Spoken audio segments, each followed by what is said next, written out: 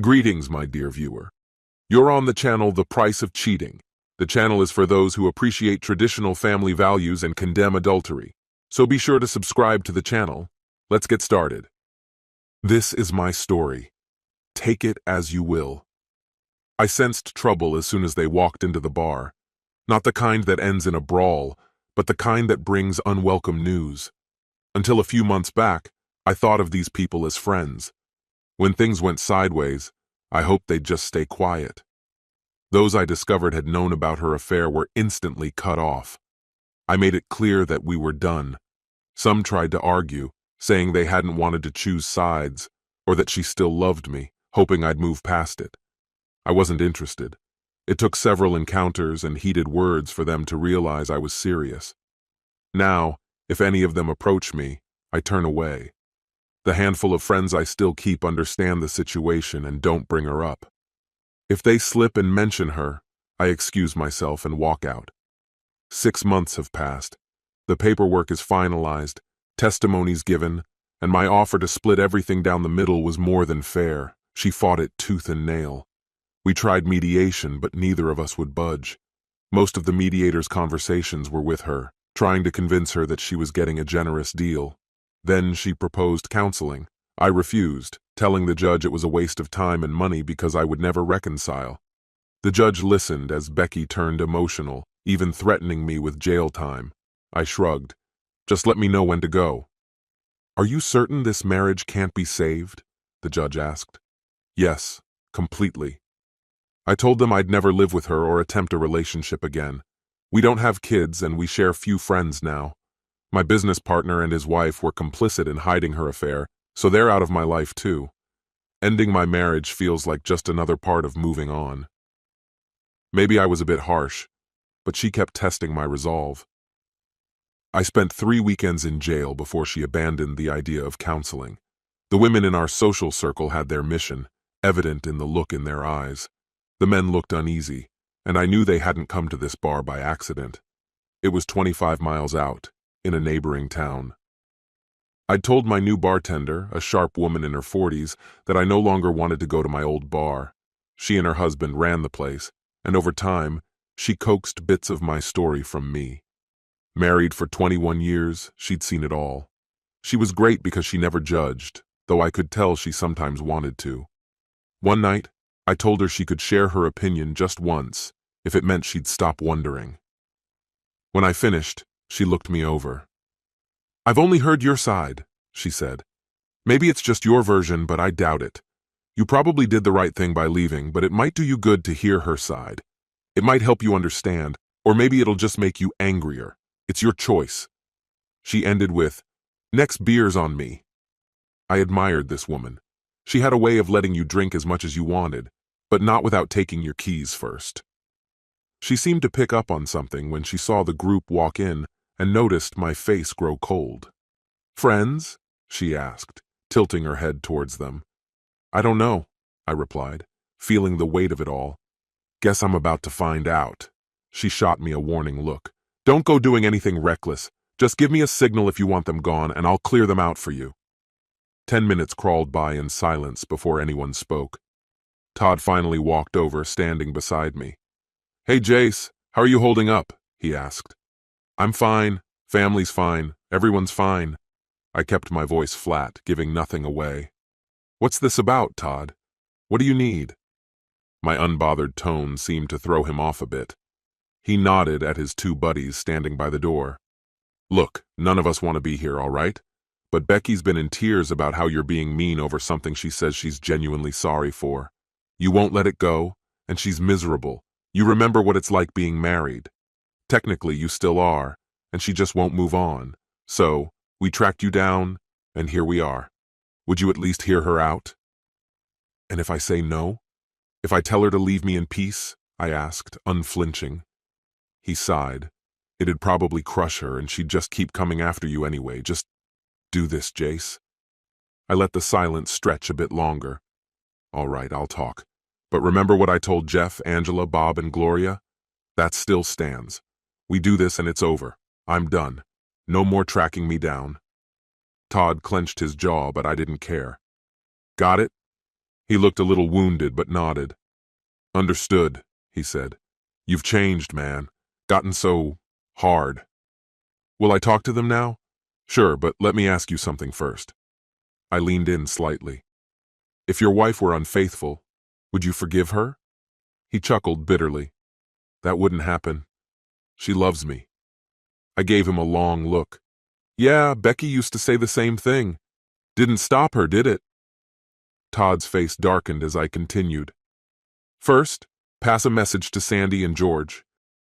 Tell them what I said and make sure they get it. Have them come over and say they're on board.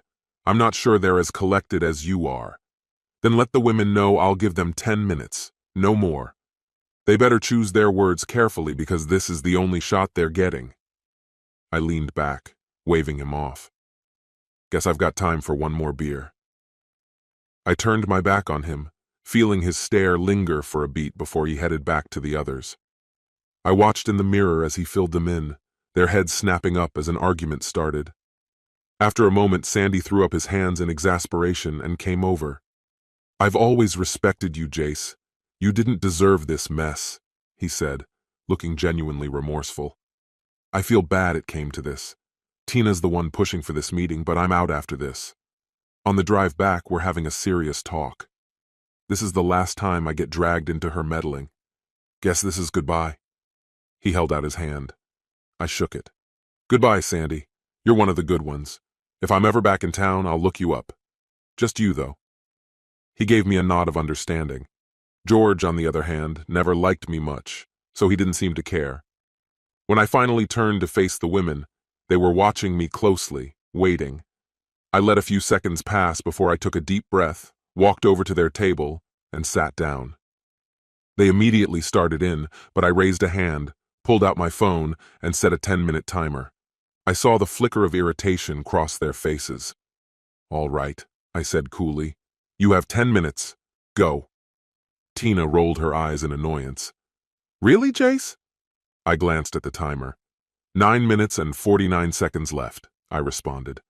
They all started talking at once, voices overlapping until they caught themselves, quieting and looking at Carrie as if she were their designated speaker. Carrie gave me an apologetic look before beginning. I know it's not our place to interfere, but before she could finish, I slammed my hand on the table, silencing them instantly. Exactly. This isn't your business, and you should stay out of it. But no, you just can't help yourselves, can you?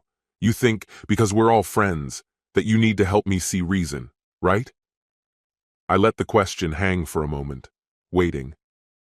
Then where were you when she was cheating on me? Why didn't you step in then? Any one of you could have told me, saved me from all that. But no one did. Some of you even covered for her. I'm done. I reset the timer.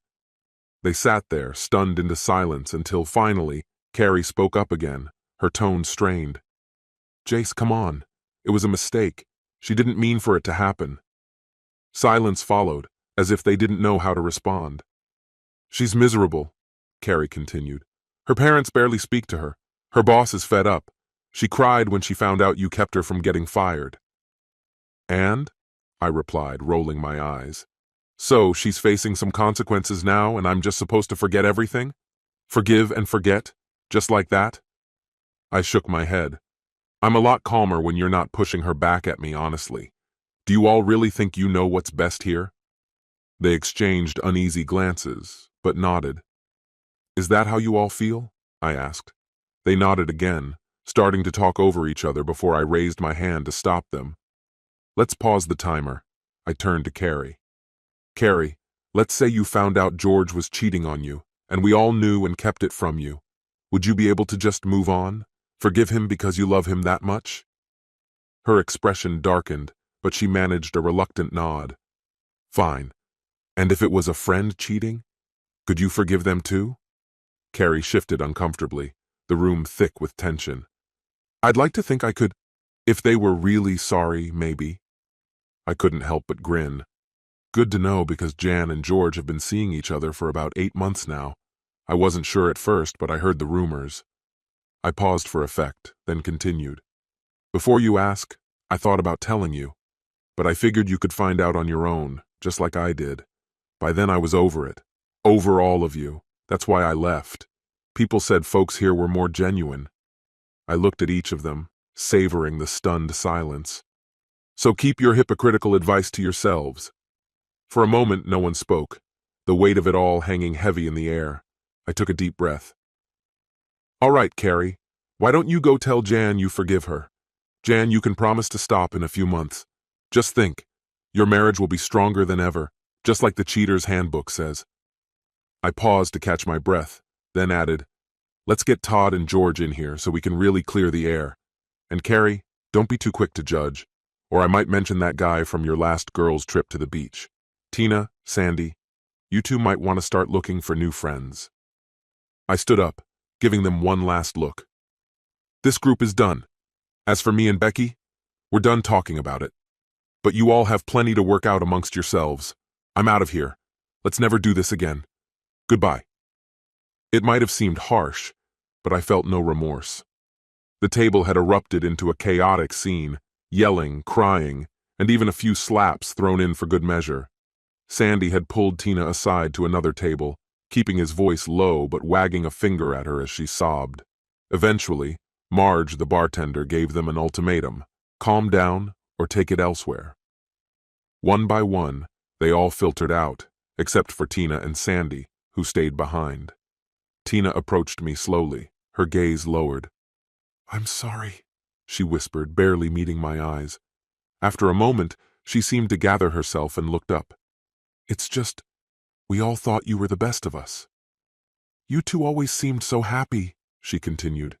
When you and Becky split up, I thought it was just a bump, something you'd work through.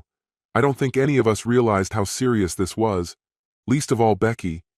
You're really over it, aren't you? Yes, Tina, I am. I gave her a reassuring look. But you've got it wrong. The two of you are the best people I know. Take this as a lesson. Be careful with your friends. Don't take anyone for granted. I gave her a nod toward the door. Go home, take care of each other, and if nothing else, remember what happened here and what betrayal can do. It's never as simple as it seems. Maybe I'll see you two around. Sandy squeezed her hand and offered a soft apology before they headed out, fingers intertwined. Marge glanced at their retreating figures. They seem like a sweet couple, those two. But the others? She shook her head. Might see more people from your hometown hitting up divorce court soon. I nodded, handing her my keys along with $30 for a cab ride home. Switching to whiskey, I sat back and let my own reaction sink in. It surprised me as much as it had shocked them. I always saw myself as a good guy, and maybe I still was, but betrayal hits differently when you're deeply invested in someone. The love I felt for Becky only intensified the sting. Funny thing is, I didn't even feel drawn to her at first. She was flirtatious, a bit unsettled, and we didn't date for 2 years after meeting. She was best friends with Cindy, my business partner's wife, who kept trying to push us together. Give it a rest, Sin, I'd say, grinning. We're just not into each other. Speak for yourself. I know she's interested. You'd be good for her, Cindy would insist. Half drunk, I'd kiss her on the cheek and tease her. But would she be good for me, dear Sin? Cindy let it go, for a while anyway. Months later, Alan, my business partner, approached me with a favor. Jace, I know it's short notice, but Cindy, Becky, her boyfriend, and I are all going to the theater tomorrow. Mamma Mia is playing, and you've been talking about that show for ages. Becky's boyfriend just broke up with her, and she's in rough shape. Would you come along and keep her company? I thought about it, then shrugged. Thanks, but no thanks, Al. Not sure I'd enjoy it with someone nursing a broken heart. Besides, you've been hyping this show up for weeks. I'll pass. We chuckled, and I thought that was the end of it. Later that evening, though, Cindy called me. Please, Jace, she's really in a bad place. Just go. Give her a night with a decent guy. I don't know, Sin. I'm not sure I'm up for comforting someone who's falling apart, I replied. She won't fall apart. I promise, Cindy pleaded. Just, please, Jace. I'm asking as a friend. I sighed, feeling the persistence wear me down. Fine, but only because I want to see the show. You jerk, Cindy laughed.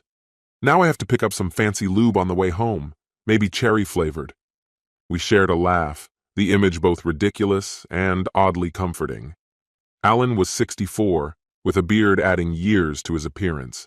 Cindy, on the other hand, couldn't have been much over 53. Really, though, thanks for setting this up, but if tonight is a letdown, you owe me, I teased. With that, we turned our focus back to work. Dinner came first. Becky joined us, appearing subdued but not in a way that demanded attention. I realized I hadn't truly looked at her before. Slim and in good shape, she was around 57, with a petite build and auburn hair styled in soft waves falling to her shoulders.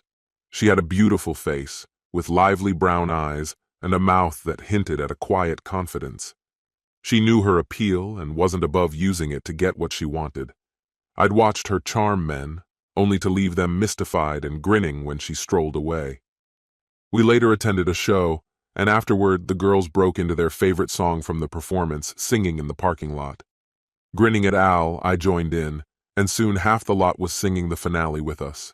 Afterward, I suggested we head to a quiet club for a drink, a place where conversation wouldn't be drowned out by noise. There was a small band, 2 keyboardists, a drummer, and a musician alternating between guitar and bass. The music was soft and slow, ideal for the couples swaying on the modest dance floor. Soon enough, Alan and Cindy drifted to the dance floor and Becky nudged me to join her. We danced, the rhythm soothing. She leaned in and whispered, "Thank you." "For what?" I asked, caught off guard. "For reminding me that there are still good men out there," she replied. "Cindy told me to behave tonight, and I'm trying. I know you didn't want to come, but I'm really glad you did." I found myself replying, "Me too," and I realized it was true. "Becky, whether you realize it or not, you're a remarkable woman. Dial back the flirting, find someone who appreciates you, and you'll be genuinely happy. No judgment. It's just something I've picked up over the years." Her expression softened. "Thank you. Do you really think that of me?" I smiled. "Yeah, and you've got the nicest figure I've ever seen, too." She laughed, nudging me lightly. "Have you noticed you're always a step or two behind me?" We both chuckled as the song ended, drifting back to the table with relaxed smiles. Cindy looked at us with a curious grin. "What were you two discussing?" "How Jay thinks I'm a good woman, most of the time anyway, and apparently I have a nice figure," Becky replied with a smirk. Alan nearly choked on his drink, while Cindy burst into laughter. Alan glanced at me, raising an eyebrow. "What? Oh, come on, don't tell me you haven't noticed." Cindy shot him a curious look. "And what about me?" Alan hesitated, stumbling over his words until I jumped in to rescue him. "Cindy, you do have a great figure, but Becky's got you beat on the backside." Alan glanced at Cindy, stifling a laugh. "But listen, Cindy, you've got the most amazing chest," I continued, which earned me a pair of incredulous stares from the women and a roar of laughter from Alan. "Jace, stop before you dig yourself in any deeper," he warned, chuckling. With a smooth recovery, Alan pulled Cindy close. "Honey, yes, your backside is lovely, and your chest is beyond compare. But you're the one I love, and that's all that matters." I marveled at Alan's knack for talking his way out of anything, watching as Becky laughed, turned around, and playfully shook her hips at him. I wished I had a camera to capture that moment. Not to be outdone, Cindy pulled me into an affectionate hug, nearly smothering me in laughter. We all laughed until we had tears in our eyes, then ordered another round of drinks and danced 3 more times. During the final song, Becky danced close, leaving me pleasantly unsettled by her nearness. As the song wrapped up, she leaned back with a smile. "You're a good guy, Jace, but don't forget, you're still a guy." She gave me a warm kiss, asking me to promise I'd call her soon. 2 weeks passed, and I hadn't called. That Saturday, Cindy rang me up, her voice sharp with irritation. "Jerk," she snapped. She'd called me that before. I like to think she meant it playfully. But now she was frustrated. She just convinced her friend there were decent guys left, and then I ghosted her. She was hurt. Cindy finished her scolding, and I stayed calm. "Cindy," I replied evenly, "what's Alan been up to for the last 2 weeks?" "You know what he's been doing," she said, exasperated. "He's been working those insane hours with you to finish the Jameson project." Exactly, I said, keeping my tone gentle. And what have I been doing? Running Alan into the ground because you both practically live at the office, she grumbled. Then it clicked. Oh, right. Oh, a pause. I'm sorry, Jace, she admitted. I should have thought of that. I'll let her know you'll call soon, if she's still interested. Tell her I'll call Thursday. I will. I promise. I hung up, thinking over what I'd said. It felt like one of those rare moments when you realize a simple truth. Look, Cindy, I'd told her. She's your friend. Of course, you want to protect her and make her happy. I get it. Then, I hung up as she continued to apologize. Thursday came and I finally called. She sounded thrilled, and we planned a date. She wanted to see a movie, then head back to our favorite club. I suggested we add dinner to the mix. We had a wonderful evening. The movie was a letdown, a sappy tearjerker, but dinner and dancing more than made up for it. By the time we left, she was holding onto my arm with a smile. When we got to her door, I surprised her by not coming inside. She looked disappointed until I explained. I'd love to, really, but Alan and I have work tomorrow. We're almost done with a big project, and this job, plus another we're hoping to secure, could make things a lot more stable for us. Calling her honey seemed to hit just the right note. She pulled me into a passionate kiss, followed by another. Finally, I had to pull back. Wow. Do you know how hard it's going to be focusing at work tomorrow, thinking about these kisses? If I mess up the job, it's your fault. She laughed, a sweet sound. You'll be fine. If you like those kisses, just wait. There are even better ones. That wasn't even my best. That was an I really like you first date kiss. Keep impressing me and you'll get my very best soon, she teased, giving me a playful push. Now go, conquer the business world, and call me soon. The next day, she and Cindy surprised us by showing up at the office, arms full of home-cooked food. You guys need to eat, don't you? She declared, breezing past me. They spread a feast on the conference table, letting us take a break from work. When we were done, they packed up and cleaned everything. I found her bouncing on the conference table, testing its sturdiness. What are you doing? I asked, amused. Just making sure it's strong enough, she said with a grin. I don't want it collapsing when we celebrate. Cindy laughed and joined her, sharing in the playful moment. Yeah, it'll hold us, I said. Goodbye, sweetheart. Becky stood up and waved. Goodbye, honey. Can't wait to see you this weekend. We're heading to the lake, to grill, swim, and relax. You all could use a bit of sun, she teased. Working in advertising has taught me that it's essential to spotlight the best aspects and keep flaws hidden. Both girls had brand new swimsuits. Becky's top was modest enough, but her bottom was barely there. Cindy, on the other hand, had a conservative bottom paired with a top that left little to the imagination.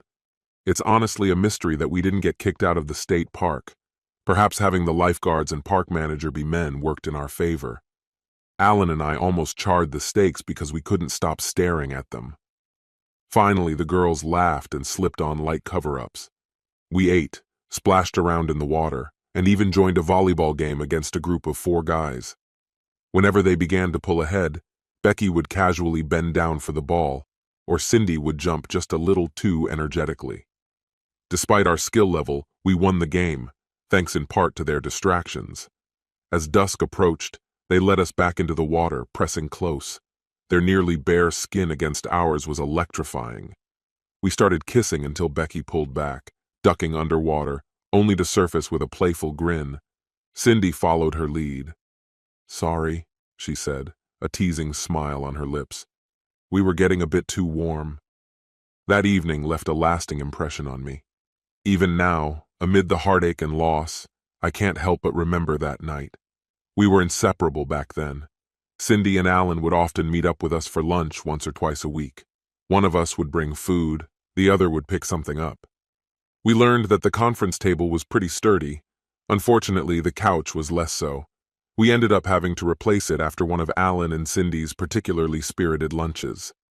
We were on the brink of moving in together when we hit a rough patch. Looking back, I think of it as a red flag I should have heeded. We'd landed a significant client we'd been aiming for, and the workload became intense until we could afford extra help. Since I usually put in more hours than Alan so he could spend time with Cindy, Becky and I hadn't been out in nearly a month. She was used to a lot of attention, and it didn't sit well with her. Our last 2 calls were tense, despite my attempts to apologize. One Saturday around 5, I'd had enough. I decided to call her up and suggest we spend some time together, but she wasn't home. I called Cindy, who told me Becky was out with her coworkers. She even scolded me for not being attentive enough. Irritated, I responded, "Fine. Starting next week, tell Alan he's working every hour I work. Sound good?" She tried to take back her words, but I hung up. 40 minutes later, Becky called. "Where are you?" she asked. "I couldn't reach you, so I'm back at work. Enjoy your night out. I'll call you tomorrow." I didn't wait for her to reply before ending the call. Cindy's comment had dampened my mood, and I needed some time alone. I returned to the office but decided to grab a bite. A small place down the block served incredible hot dogs, so I stopped in and ordered 2 loaded with toppings, along with a side of freshly made onion rings. After all, there was no one to kiss tonight, right? Still, I popped a few breath mints on my way out. As I headed home, I remembered a club Cindy had mentioned once. It was a bit like another spot we liked, only with a jazz theme. She'd heard about it and thought it could be a fun change of pace. Whether or not I ran into anyone I knew, I figured it might be worth checking out. The bar had a warm, inviting ambiance, with low lighting that softened the edges of dark wood furnishings and a cozy, pub-style kitchen setup. A small 3-piece jazz band was playing, filling the space with music from a drum set, piano, and upright bass. They were pretty good, even though jazz wasn't really my thing. The sound of Becky's laugh drifted over to me, and I remember feeling a small surge of happiness. This was the spot she and her girlfriends had chosen for a night out, just as I was checking it out myself. I stepped further into the lounge and spotted her, arm in arm with a man I didn't recognize as they made their way toward the dance floor. I didn't feel alarmed. Becky and I had danced with others before. It wasn't unusual. Even though we accepted invitations to dance, it wasn't something we did often. I glanced around and noticed there weren't any single women in sight, so I decided to hang back and see how the night played out. I found an empty table along the side and took a seat, keeping my distance. They danced 3 more times, and by the 3rd song, he had his hand settled low on her waist. The kiss they shared at the end of their dance, and again back at their table, left no room for doubt. We hadn't set any strict boundaries about exclusivity, but I'd expected her to be upfront if she was seeing someone else. I can't deny. It hurt. Deeply. Accepting it as a life lesson, I was about to leave when I remembered her casual remark about a night out with the girls. I flagged down the waitress and tipped her $20 to deliver a round of drinks to their table in 5 minutes. She eyed me carefully and asked if this was going to cause any trouble. I reassured her that I'd be leaving and simply told her that they were old friends, and I wanted to send them a drink before heading out. She seemed to accept it, even if partially. Once she turned to go, I waited a moment before calling Becky's phone. The band took a break just then, and I could hear her phone ringing across the room as she reached for it, saying something to the guy beside her. "Hi, honey. Did you change your mind?" Her voice was light, affectionate. It sounded almost genuine. "No, just tired," I replied. "Heading to bed soon. Say hi to the girls for me." "Where are you?" she asked, her voice a bit uncertain. "It sounds so quiet there." "Oh, the band's on break, and the girls are in the bathroom," she responded smoothly. "I'm just keeping an eye on the drinks." Right then, the waitress arrived with their drinks, and both of them glanced in my direction. I stepped out from the shadows, offering a cool nod. "The hat looks good on you," I said, deadpan. "Maybe remind your friend to be careful in the restroom dressed like that. People might get ideas." Her mouth opened and closed a few times, at a loss for words, as I turned and left the bar. I crossed the street and waited in the dimness of a nearby parking lot. After a few minutes, Becky came out, glancing around frantically. Her date followed close behind, muttering something to her, but she shook him off, looking distracted. My phone started buzzing, but I switched it off. I had no interest in whatever explanations she might offer. I watched from the shadows as she stood there, her date trying to convince her to come back inside. She kept refusing, and eventually he gave up and headed back alone. I wondered what she was still standing there for. About 15 minutes later, Cindy pulled up in her SUV. Without waiting for her to notice me, I drove off, taking an alternate route to avoid any confrontations. I stopped at a motel, paid cash, and let myself sink into a deep, uninterrupted sleep for the next 10 hours. When I returned home the following day, the house was empty. I took a long shower, changed clothes, and left again, not in the mood to linger. I stopped by the office, but seeing Alan and Cindy there gave me the feeling Becky might not be far. I turned around and drove straight to the mountains, 4 hours away, where I called and left a message at their house. I explained that I needed a break and wouldn't be back until Tuesday. The mountain air was refreshing, and I spent the next few days enjoying the sunlight and solitude. I ate whenever and whatever I felt like, and even stopped by a tourist shop to pick up a few souvenirs. Tuesday morning, I arrived at the office early, parking my car out of sight. When Alan spotted me, he nearly jumped in surprise, his hand darting for his phone. "Use that, and I'm off for the rest of the week." "Clear?" I said, locking eyes with him to make sure he understood. He nodded, his gaze unwavering. "Good, let's dive in." The break had recharged me. I felt sharp, brimming with fresh ideas. "Let me know what you think," I said, and we dove into the work, powering through until lunchtime.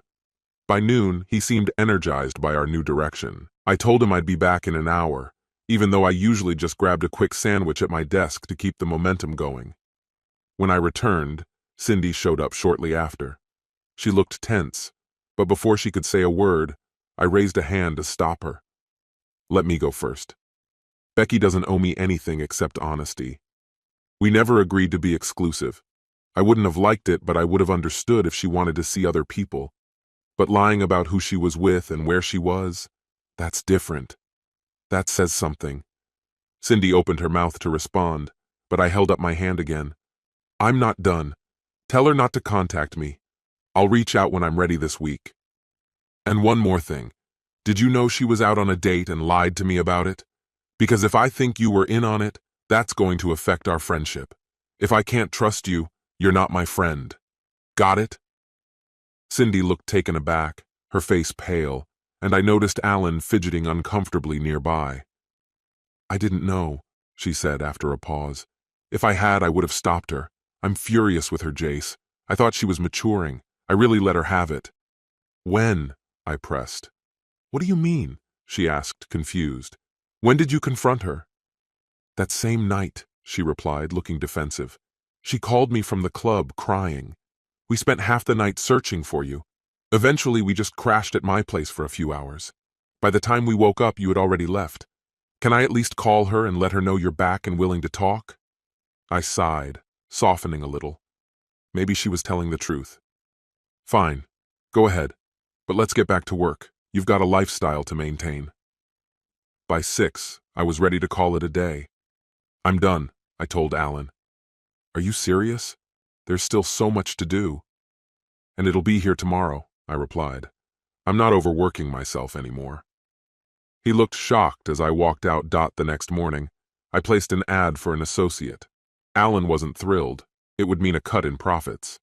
"Fine," I said. "I'll pull the ad, but then we work hourly instead of salaried." He knew I clocked more hours than he did and dropped the argument. I ended up hiring a recent graduate. Sharp, but still green. I invested time in her training and she picked things up fast. With her on board, our workload became manageable and our business grew. Ada and I kept the creative ideas rolling while Alan handled the client side of things. True to my word, I called Becky. There was silence on her end until she finally managed. "I'm sorry." "For what exactly?" I asked, keeping my tone steady. "I wasn't about to make this easy. For lying to you, for going out behind your back, I felt trapped and needed to get out for a bit. I wasn't going to do anything more. I just needed someone to talk to." She hadn't expected my response. "I get it. You hadn't given any promises, but I still expected honesty, and you lied. So how am I supposed to trust you now? I was hoping there could be something real between us. I thought maybe you wanted that too." "Oh, right. A leopard never changes its spots." She bristled at my words. "Damn you. You've always thought I'd fall short, haven't you? Well, guess you're pretty pleased with yourself now, saying I told you so. For the first time, I'd started falling in love. It was new, terrifying, and lonely all at once, something I'd never felt before. I messed it all up. I'm sorry, I murmured, my voice barely above a whisper. She sighed. I'm sorry too. I was already in love with you, she admitted, and there was a note of pleading in her tone asking me to stay. But I ended the call. For 2 long weeks, we didn't speak. When we finally did, I wasn't ready for how she'd respond. Do you want to go to a club on Saturday? She asked, sounding frustrated. Maybe grab dinner at that new Indian place first? Forgiveness granted, but with a hint of judgment. So, has my punishment ended? I replied, then gently hung up again. I was done with this. Not long after, Cindy called me. What did you say to her? I asked. I asked her out, she said, her voice flat. There was a long silence. I wondered if Cindy had hung up, then finally asked, And? What did she say? She didn't say yes, Cindy replied. And that's what matters. Good night, Jace. 2 days later, she called again. I'm with Becky right now, Cindy said. If I hand her the phone, will you talk to her? Yeah, but only if she talks and doesn't start yelling. Tell her she needs to be calm. If we're going to talk, I need her to know that it's getting easier for me to just let things go. Cindy relayed my words, and I heard their hushed conversation before Becky came on the line. Jace, she said, her voice softened. Hi, Becky. I'm really sorry for everything, she said. I'd like to start over if you'd let me. Just see me as someone new, okay? Alan's hosting a barbecue on Sunday. Would you come? She asked. For visiting or for cooking? I teased. She chuckled. Well, Alan would char anything he puts on the grill, so both, if you don't mind. Make your famous potato salad and it's a date. All right, I will. Thank you, Jace. It took us 5 months to rebuild what we'd lost. I dated other people in that time, which made her furious, but I was honest. Whenever I couldn't see her and told her the reason, she held back her anger. Eventually, we decided to give it another try, but this time we set clear boundaries. If we're doing this, I told her seriously, it's going to be just us, no one else. Do you get that? Even if you're out with friends, if I find out you didn't tell me, we're done. There won't be second chances, I warned her. I won't be keeping tabs on you. You're on your own, and if anything goes wrong, it's your responsibility. She agreed so quickly it made me wary. Take some time to think about this, Beck, I insisted. I'm talking about the long term here. I don't want your answer right away. I paused, then added, Also, I'll need to get tested before we go any further. I don't want to bring any risks into this. The first time it really hit her that I'd been with others before, I saw her eyes well up, though she held back her tears. All right, honey, she said. I haven't been with anyone else since you, but I'll go get tested too. My mind's already made up. A week later, with clean test results in hand, we traded keys to each other's apartments. Being with Becky was always thrilling, but getting close again took a toll on me. I was sore, drained, and even dozed off at work twice. Alan mentioned something to Cindy, and soon enough she told Becky to ease up on me occasionally. Becky agreed, though I could tell it wasn't her first choice. I kept my long hours, just not quite as intense as before. Through it all, I'd learned to set priorities. After 8 months of living together, I called her at work. Can you get off early today? There's something important. She didn't hesitate, and I picked her up with a fast food bag in hand. Sorry, babe, I said, handing it over. This'll have to hold you over till dinner. I wouldn't say a word about my plans, only that it was a surprise. We drove into a nice neighborhood, stopping in front of a house with a for sale sign and a realtor waiting outside. The realtor smiled and asked, Is this your wife? I grinned. Maybe, I said. I'll know by the end of the day. Becky looked at me like I'd completely lost it. All right, let's have a look, shall we? The realtor led us inside, chatting away. Men, bless them, rarely understand what makes a house a home, wouldn't you agree? They get the structure, brick and wood, but not the comfort, the possibilities. It was a cozy place, 3 bedrooms, a big yard, and a small patio. Could you give us a minute? Becky asked the realtor, then pulled me into the living room. She glanced around, taking it in, then looked at me, her expression a mix of wonder and suspicion. Okay, what is going on? Isn't it obvious? I replied. We're house hunting. I explained, I don't want to start our married life in an apartment, and we'll need room when we have kids. She looked like she hadn't heard anything past married life before she threw herself into my arms. My head scraped against the mantel, but I barely noticed. She cried, laughed, then got serious all at once. So, where's my ring? She asked. I thought we could pick it out together, I said. The realtor wandered back in, overhearing my last line, and chuckled. Told you, men are clueless. Ready to see a few more homes? Becky was so excited she practically dragged us from house to house. I sat back while she and the realtor discussed things like location, schools, and shopping options. After 5 minutes, I lost track. We toured 4 more houses before circling back to the first one. Standing in the living room, Becky looked at the mantel, smiled, and said, This is it. In just a week, the paperwork was done. Business was booming.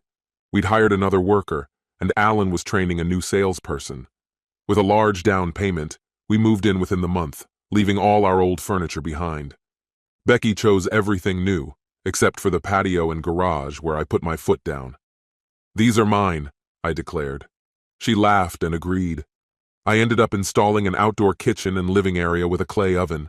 I loved it, and it became our favorite place to cook, even through winter.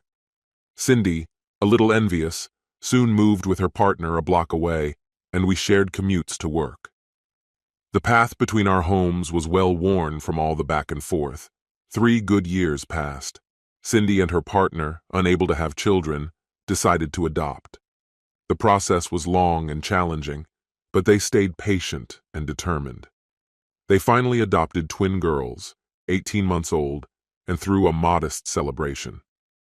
The gathering quickly turned emotional as we realized the reality of chasing after 2 lively toddlers. Say goodbye to peaceful days, I teased Alan. But he shook his head, his eyes welling up. No, they're not gone, he replied. They're just beginning. Becky and I walked home in silence until we reached our driveway. When? I asked her. In 4 months, she answered. I don't want to be pregnant through the summer heat. The neighbors must have thought we were crazy. There we were, kneeling in our driveway, embracing each other with tears streaming down our faces. Then, as if on cue, the economy took a downturn. Just 6 months later, Becky's company shut down abruptly, leaving her without a job or any severance. She was devastated, understandably. Don't worry, honey. A lot of companies are struggling, even some of our biggest competitors. We're actually getting new clients from their former business, so I might need to work a bit more, but we'll manage. And you're great at what you do. Someone will recognize that soon. I tried to reassure her, but the economic climate only worsened, and her job search went nowhere. Hiring managers favored fresh graduates who would accept lower wages, regardless of their lack of experience. Becky was anxious and disheartened, but she found a new routine by joining a nearby gym with Cindy. They'd push the kids in strollers and work out together, which helped her cope for a few months. She grew stronger and even started volunteering for large causes, hoping to network and maybe land a new position. I wasn't thrilled about it, as she often had to travel for charity events on weekends, but I kept quiet. I could see it was good for her. One Friday night, she returned home at 2 a.m. and gently woke me, glowing with excitement. I got a job! I'm the new assistant event coordinator for the Sloan Group. Tonight was my trial and they loved me. They handle 4 major charities. It's not the same pay as my last position, but it's close. I hugged her tightly, sharing her joy. Nearly a year passed, and still we weren't expecting. We consulted our doctor, who looked over our test results. You're both healthy, he said. There's no medical reason you shouldn't conceive soon. But stress affects fertility. It's common among animals in tough conditions, like when food is scarce or predators are nearby. Just keep trying. It'll happen. But it didn't. The very next day, Becky approached me over lunch, looking uneasy. I need to ask you something, she began. Of course, what is it? I asked, sensing her hesitation. Could I go back on birth control for just 1 more year? I'd like to get settled into my job and make sure I don't risk losing it over a pregnancy. Just one more year, I promise. Honestly, I felt a little relieved. The economy was still rough, and I didn't see it improving anytime soon, so I agreed. We both found ourselves working even harder, as companies everywhere tightened their belts. If we turned down a job because of the pay, there was always another agency willing to do it for less. Becky's job often required her to attend events and oversee operations, and I joined her whenever possible.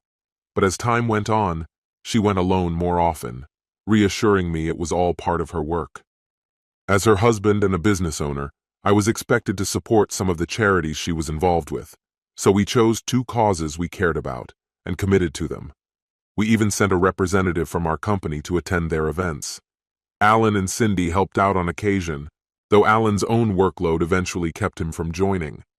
As the economy showed signs of recovery, our lives began to feel more stable. Becky had settled into her job for over a year now, even landing a modest promotion and a raise. With these changes, we started discussing the possibility of starting a family again. Meanwhile, I managed to persuade Ada and her husband to represent our company at a few industry events. This arrangement kept our brand visible, allowing Alan and me to focus on other pressing tasks. Ada was thriving in her role, so much so that even rival companies had begun reaching out to her with job offers. I told her not to feel guilty if a particularly good offer came along. She'd earned it. But she reassured me she hadn't received anything too enticing. Yet, I teased. Despite her success, Ada seemed distant lately, rarely engaging with me outside of what was strictly necessary.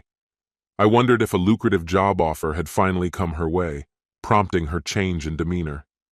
I called her into my office to address it directly.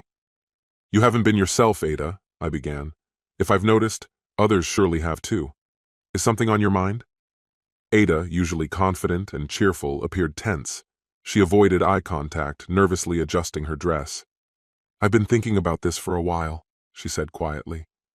"My husband insisted I should talk to you, so here it is. Please don't be upset." My initial assumption was that she was planning to resign. But instead, she reached for her tablet, nervously scrolling through it before handing it to me. What I saw left me speechless. A sequence of photos of Becky with a man I didn't recognize. In the images, they laughed together, held hands, kissed, even danced closely, his hands resting on her hips. Another photo captured an intimate moment in a dimly lit room, the two locked in a passionate embrace. "These were taken over the last few events we've both attended," Ada explained. "I don't think she recognizes me or even knows that I work for you. The last time I saw her, she was polite but professional." She paused, visibly uncomfortable. "Maybe you already knew about this, but I didn't want to assume. Please don't be angry with me." I sat in shock, struggling to process it all. Part of me wanted to dismiss it as some elaborate joke, a setup that Becky and our friends might reveal with laughter and reassurance. But deep down, I sensed the truth. After a long moment, I assured Ada her job was safe and asked her to send the images to my computer. She looked at me with concern. "You didn't know, did you?" she asked softly. "I'm so sorry. If you need anything, I'm here." She walked over and gave me a hug, a rare gesture in all our years working together. "Again, I'm really sorry." "So am I," I replied. "Please, let's keep this between us." She nodded, promising to keep her silence, then left, clearly unsettled by the look on my face. Usually I could think of some course of action, but this time I felt paralyzed. In search of clarity, I turned to what I always did when faced with a complex problem. I started gathering information. All I had were a handful of photos taken by an amateur, and I needed more concrete evidence. Enter Johnny Walker, a private investigator with a reputation for discretion and precision, despite the irony that he hated Scotch. "I should have been called Jim or Jack," he once joked. "I'm a bourbon guy through and through." After hearing his credentials, I hired him. Within 2 weeks, Johnny had compiled everything I needed. We arranged to meet discreetly at a bar his friend owned, in a private room away from prying eyes.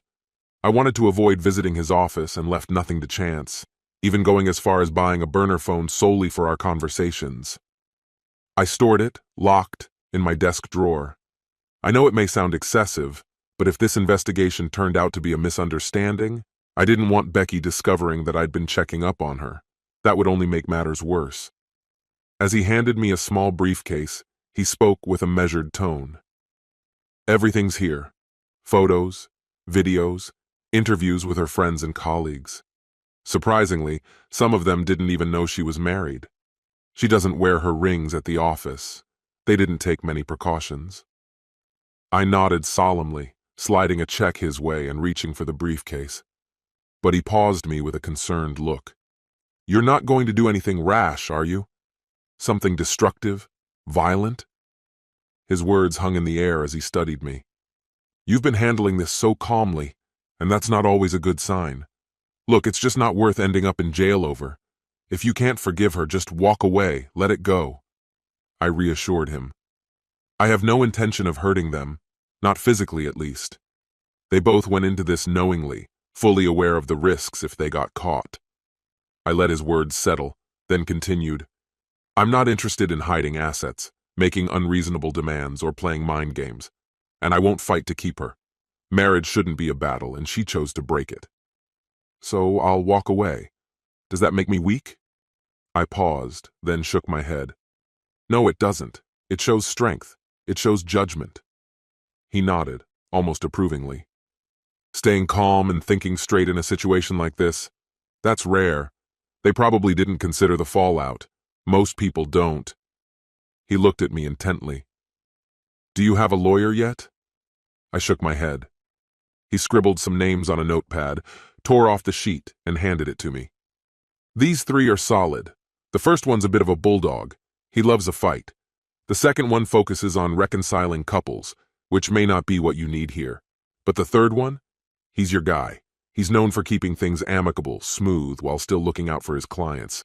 If you don't have anyone else in mind, give him a call. Mention me, and he'll give you a discount. As he moved toward the door, he gave one last piece of advice. If I were you, I wouldn't watch the DVD or look through the photos. It won't help. It'll only fuel bitterness. Same goes for the report. You already know enough, but read the red envelope. There's some stuff in there about your friends and what they knew about her affair. And as you requested, we'll keep the phone tap on for another 2 weeks. Again, I suggest not listening. He left, and I carried the briefcase back to my office. After locking it in the bottom drawer of my filing cabinet, I took out only the red envelope and set it aside, following his advice, for now. Then I picked up the phone and dialed the third lawyer on the list. Paul Whitfield ran a small firm with 2 partners in a stately old building with elegant trim, lofty ceilings, and ceiling fans from another era. Noticing my glance around, he smiled. We own the place. I insisted on keeping the fans. They add a bit of charm. I felt an immediate sense of ease with him. As our meeting progressed, he opened up, and by the end I knew I could trust him with the divorce. He favored an amicable approach and was confident he could improve my settlement. Given it wasn't a no-fault state, he said things could work in our favor if she didn't contest. Do you think she'll put up a fight? He asked. I hesitated. Honestly, I have no idea what she's thinking or planning anymore. When can we file? Thursday or Friday. Your call. After a moment, I replied, Could we do it on Saturday evening? He raised an eyebrow. This isn't about to turn into a spectacle, is it? For the first time in a while, I smiled. Probably. All right, he said, grinning. Let's hold off until Monday and serve her then. By 7, she should be home. Not in her office, of course. I thought it best to let her keep a shred of dignity. After all, if she lost her job, wouldn't that mean I'd have to support her? The investigator smiled, giving my hand a quick shake before turning solemn again. If anything else comes to mind, or you have further questions, just give me a call. Thanks for your business, even if it's an unfortunate situation. Let me know if you want me to notify you before she served the papers. I took care of the logistics. I found a cozy 2-bedroom house in a nearby town, opting for a house rather than an apartment. It would mean a 35-minute commute, but it was quiet, and I doubted she'd track me down there. I opened the red folder. Reading the contents made my blood boil. So many people I knew had either known about or actively concealed her affair. They'd face their own reckoning soon, especially 4 of them. For now, though, I kept my composure, acting normal at work and maintaining appearances at home. By Thursday, she was in an unusually flirtatious mood, hinting at a romantic weekend together. At that point, though, she was just a stranger to me. Love had long since left the picture. "You seem a little distant tonight, honey. Am I not enough for you anymore?" she asked, trying to sound playful, though I caught a tremor of fear in her tone. "You're enough, Beck," I replied calmly. "I'm just tired and stressed. Let's get some sleep." I lay there, unable to bring myself to hold her, so I rolled over and pretended to be asleep. She nestled up close, whispering, "Love you, baby." I stayed silent, feigning sleep. I think she sensed the shift, but she didn't press me. I was slipping into what my friend Paul would call the danger zone. When the night of her event came, I waited almost an hour before finally stepping in. Standing on the edge of the crowd, I watched. She and her lover held hands, sneaking quick kisses. When the band began to play, they danced together. He was smoother on his feet than I ever was, but otherwise I couldn't see the attraction. He wasn't taller, stronger, or fitter than me. To each their own, my aunt would have said.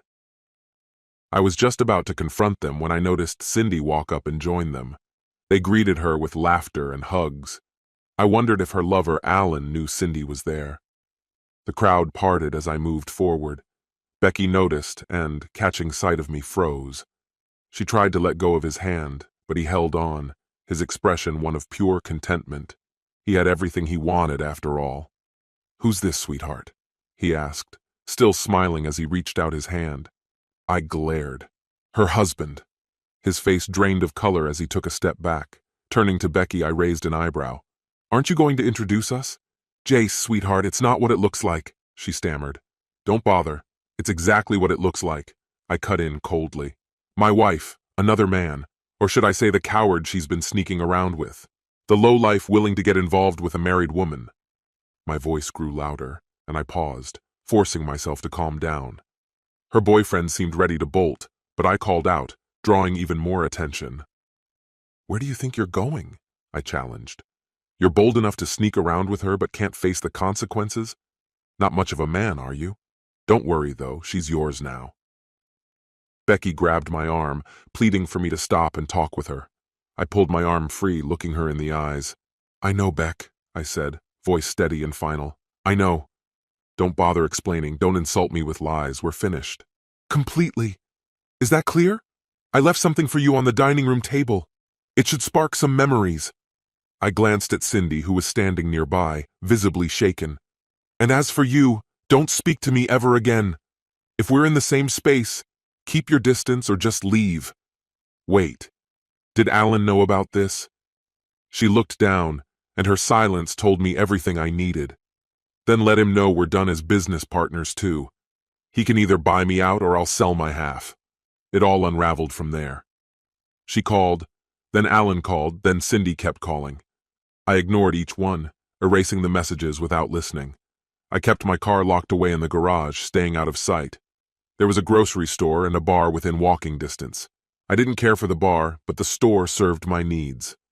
Monday, I surprised Alan by showing up at the office. He opened his mouth to say something, but I cut him off. "I know you knew," Cindy told me. "I'll never forgive her for helping your wife hide this. And don't try to defend her. She helped by keeping it quiet. Tell your wife to stay away from the office and away from me. If she insists on coming here, then I won't be around. I'll let the business crash and leave. That goes for Becky, her boyfriend, and any of our so-called friends. Enough." I'd already called the police about filing restraining orders, but they advised me to speak with a lawyer. By 9 a.m., Becky and Cindy were pounding on my office door. I called Alan. "If you want this business to survive, get them out of here now or I'm leaving for good." I could hear the argument through the door. Becky refused to leave, and Cindy was on her side. Alan tried to reason with them. "Please, I'm asking you both. This is his workplace too, and he has every right to handle things his way. If you push, he could file for a restraining order, and that won't end well for anyone. He's seriously talking about selling his share of the business. If I can't buy it, he'll find someone who can. We can't risk that, Cindy. We're finally finding our footing. He's the brains behind this place, and I'm just the one who sells his ideas. If he leaves, it's all over for us, Cindy. Think about the kids." There was a pause, then murmurs, then silence. A few minutes later, he called to let me know, "They're gone. You can come out now." I shook my head. "No thanks. I'm staying right here where I don't have to deal with this mess. You go back to work, figure out your next move, and send Ada in, please." He started pleading, but I hung up. It had been an eventful few days. "Want to hear about it?" she asked, settling into a chair across from me. My curiosity got the better of me, so I nodded. "I was there. You probably don't even remember, do you?" "I almost lost it when I saw you," she said. "Mac, her husband, and I tried to catch up with you, but you were too fast. Mac said he saw the anger in your face. He said you intimidated quite a few people. After your speech and that dramatic exit, it was chaos for a while. Becky tried to follow you, but Cindy and some guy held her back. I was nearby, close enough to overhear Cindy telling Becky to let you have some time to cool off. Becky, her eyes filled with tears, was insisting that if she didn't speak with you now, she'd never get another chance. But by the time she broke free, you were already gone. Not long after, a lot of the guests started heading out. It seemed the donations that evening fell short of their goal. She paused and looked over at me. "Do you know who that guy was?" she asked. I nodded. "I know his name, his age, where he lives, the car he drives, his past, and anything else a good private investigator could dig up." She shivered slightly. "You're not planning on doing anything drastic, are you?" she asked, worry flickering in her eyes. "Yes," I replied, watching her face go pale. "I'm going to completely ignore him. Every time he turns a blind corner or hears a noise behind him, he'll wonder if it's me. He'll be on edge for a while, always looking over his shoulder. Eventually, he'll realize I genuinely don't care about him, and that will sting worse than anything else." "And your wife?" she asked. "They nearly had to carry her out of there. I think it's sinking in for her how rough this is going to get." "I don't have a wife," I said, keeping a straight face. Then I gave her a small smile to lighten the mood. "But if you ever find yourself single, I'd be there like a politician on election day." She smiled, amused.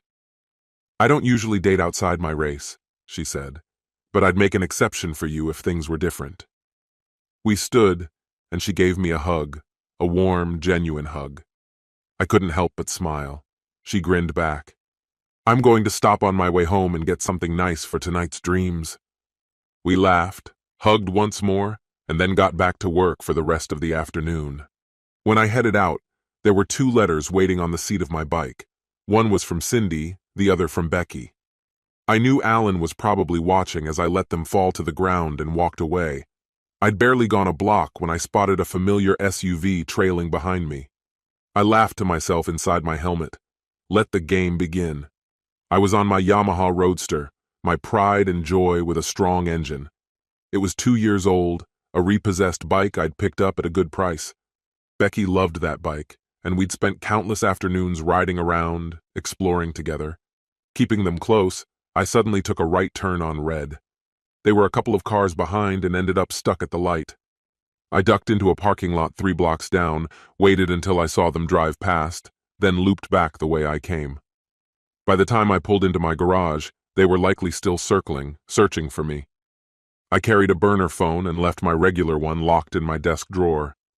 I still used it for business, but I screened and deleted everything except calls from my clients and my lawyer. Eventually, Becky sent a registered letter. I signed for it but sent it back unopened. My lawyer was handling all communications. "She's a firecracker," he said with a slight grin, "and she knows some colorful language." She was staying in the house, and I was paying half the mortgage. I told my lawyer to make it clear that 6 months after the divorce, I'd stop covering that payment. Ideally, we'd sell the place or she'd buy me out, but I knew she couldn't afford it. She refused to get a lawyer of her own. Paul shrugged. "She's not required to, but I can guarantee that the judge will strongly recommend she get one at the first hearing. That'll be her first attempt to drag this out as long as she can." "She's not letting go," I said, recalling the determination in her eyes. "I'm fine with billing the hours," he replied, "but at some point you'll need to either speak with her or consider backing off and dropping the petition." He caught my look and quickly raised his hands. I'm not saying you should go back to her. Just keep ignoring her. It may take time, but eventually she'll grow tired of this and agree to the divorce. He paused. Let's wait until the hearing. Maybe she'll come to realize she's fighting a losing battle and make things easier. Do you really think so? For a brief moment, a sliver of hope sparked in me. Not a chance, he replied with a smirk, escorting me to the door. Later, she even sent her friends to try talking to me. Bad move. It backfired spectacularly. Word spread about my reaction, and soon most of them got the message. That topic was completely off limits. Then her mother reached out. I'd always liked her, so I told her that if she ever needed anything, I'd be more than happy to help. But I warned that if she brought up her daughter again, we'd never speak. My mom got involved next, trying to make me see things her way. I pushed back, explaining my side. It didn't go over well, so I left and stayed away for 3 months. But the moment I returned, she started in again, urging me to be reasonable. I left again. 2 weeks later she called, voice choked with tears, and promised never to bring it up again. I think she finally understood. Yet now, she just gave me that quiet, resigned look that seemed to say, "You know I'm right." She mentioned, almost in passing, that maybe I should talk to someone. "This anger is changing you, honey. It's not good. You need to find your balance for your own peace." I reflected on her words for a while, trying to keep my anger separate from the rest of my life. It didn't work. It was worst whenever I saw Cindy. She still dropped by the office sometimes, though she'd learned not to bring anything up. My gaze alone communicated my thoughts. Cindy and Alan were struggling. The stress was palpable as they worked to salvage the business. Alan tried once to talk to me. By that point, I'd cooled enough to hear him out, though trust was a different matter. "Jace, please," he pleaded. "If you pull out, I'll be done in 6 months. I've put in as much effort as you have. I'll lose everything. The house, the cars. I've got kids depending on me. They need a good life."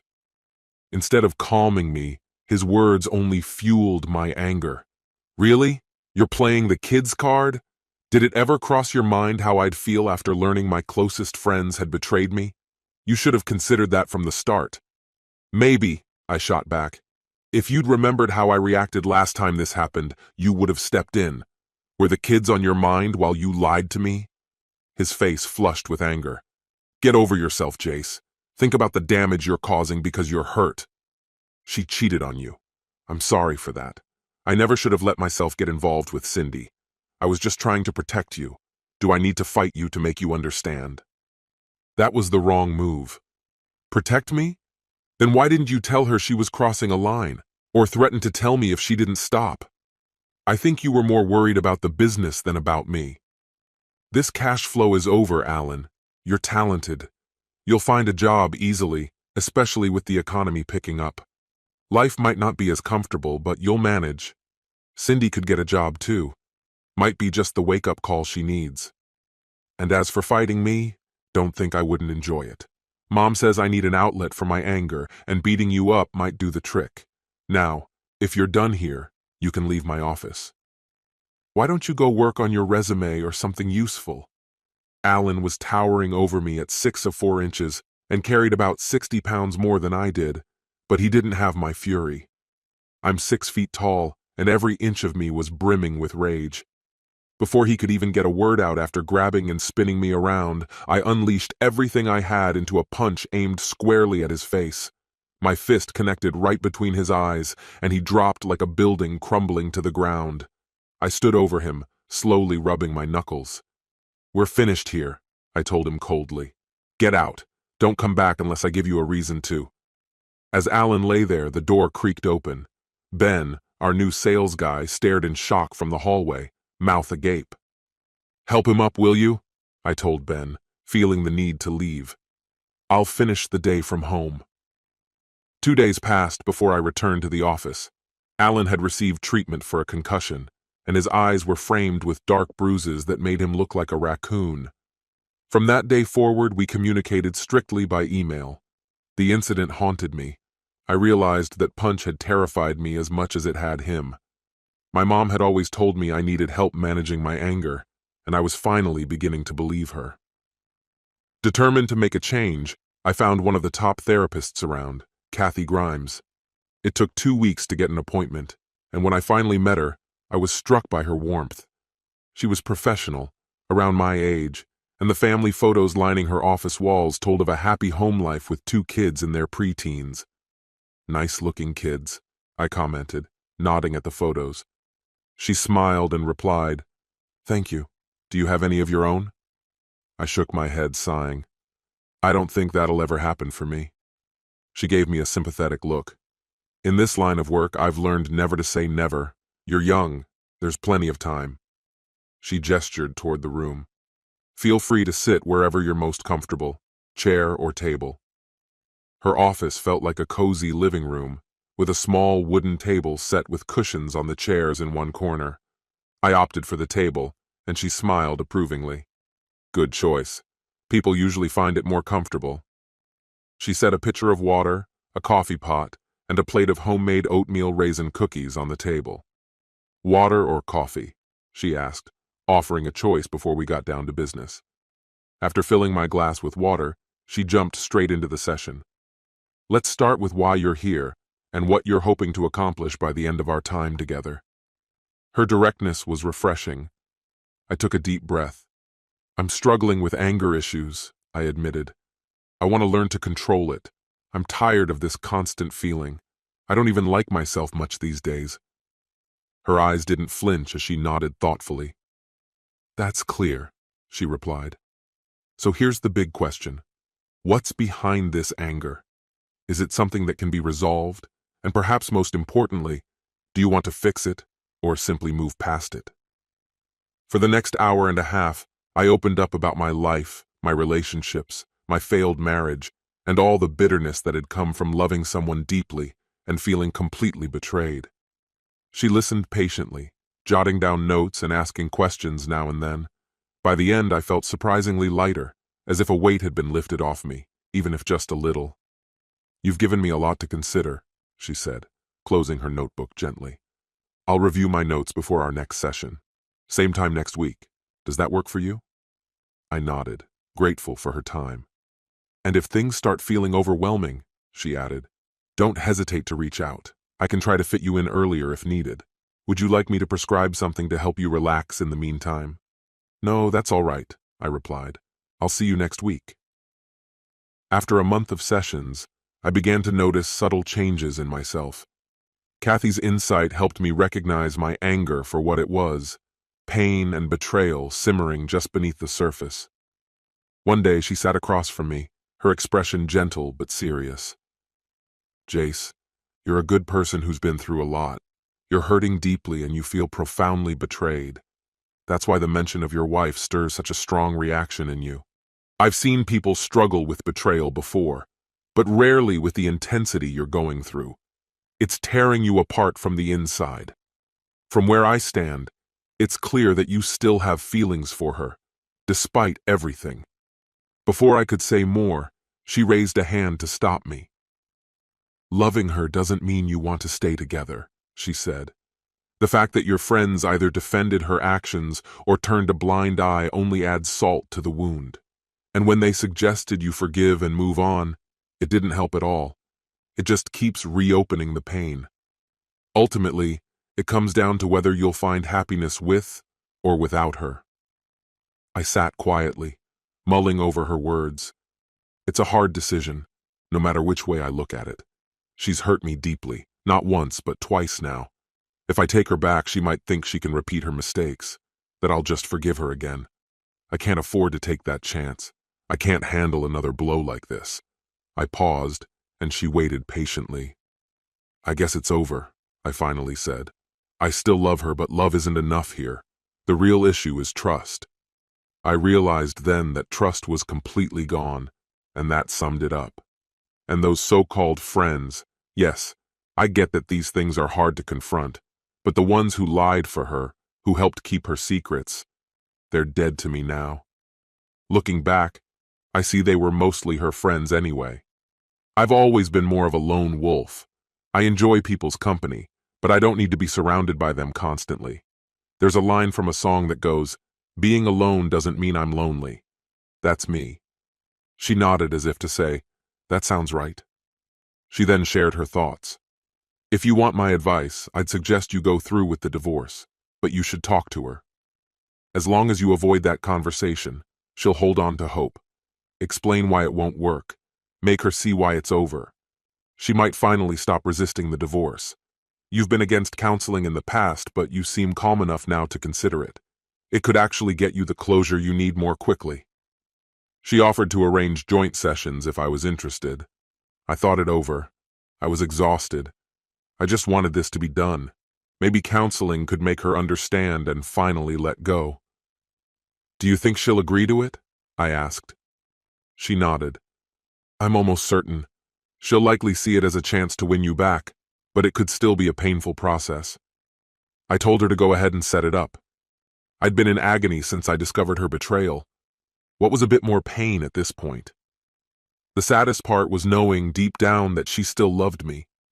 I knew because, over the next few weeks, I listened in on her phone calls before I asked Johnny to remove the wiretaps. In the early days after our split, her calls were mostly to me. Even the voicemails I didn't listen to on my phone, I ended up hearing anyway.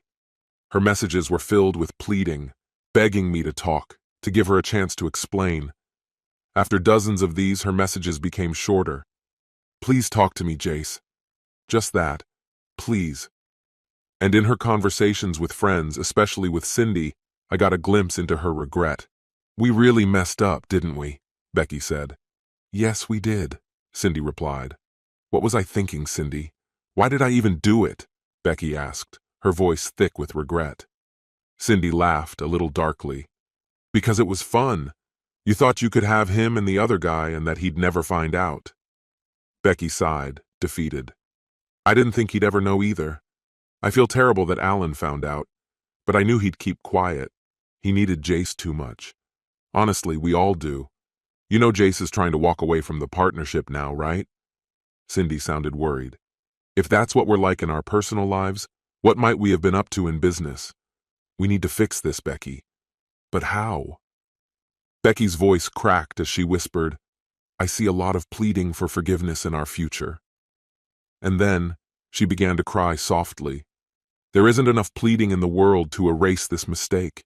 He's furious. He left me a folder filled with pictures and statements, revealing just how many people were willing to speak against me. It's staggering, and I can't believe we let our arrogance blind us like this." Even some of her friends joined in. Many talked about ways to get me in touch with her, with some even contemplating extreme measures.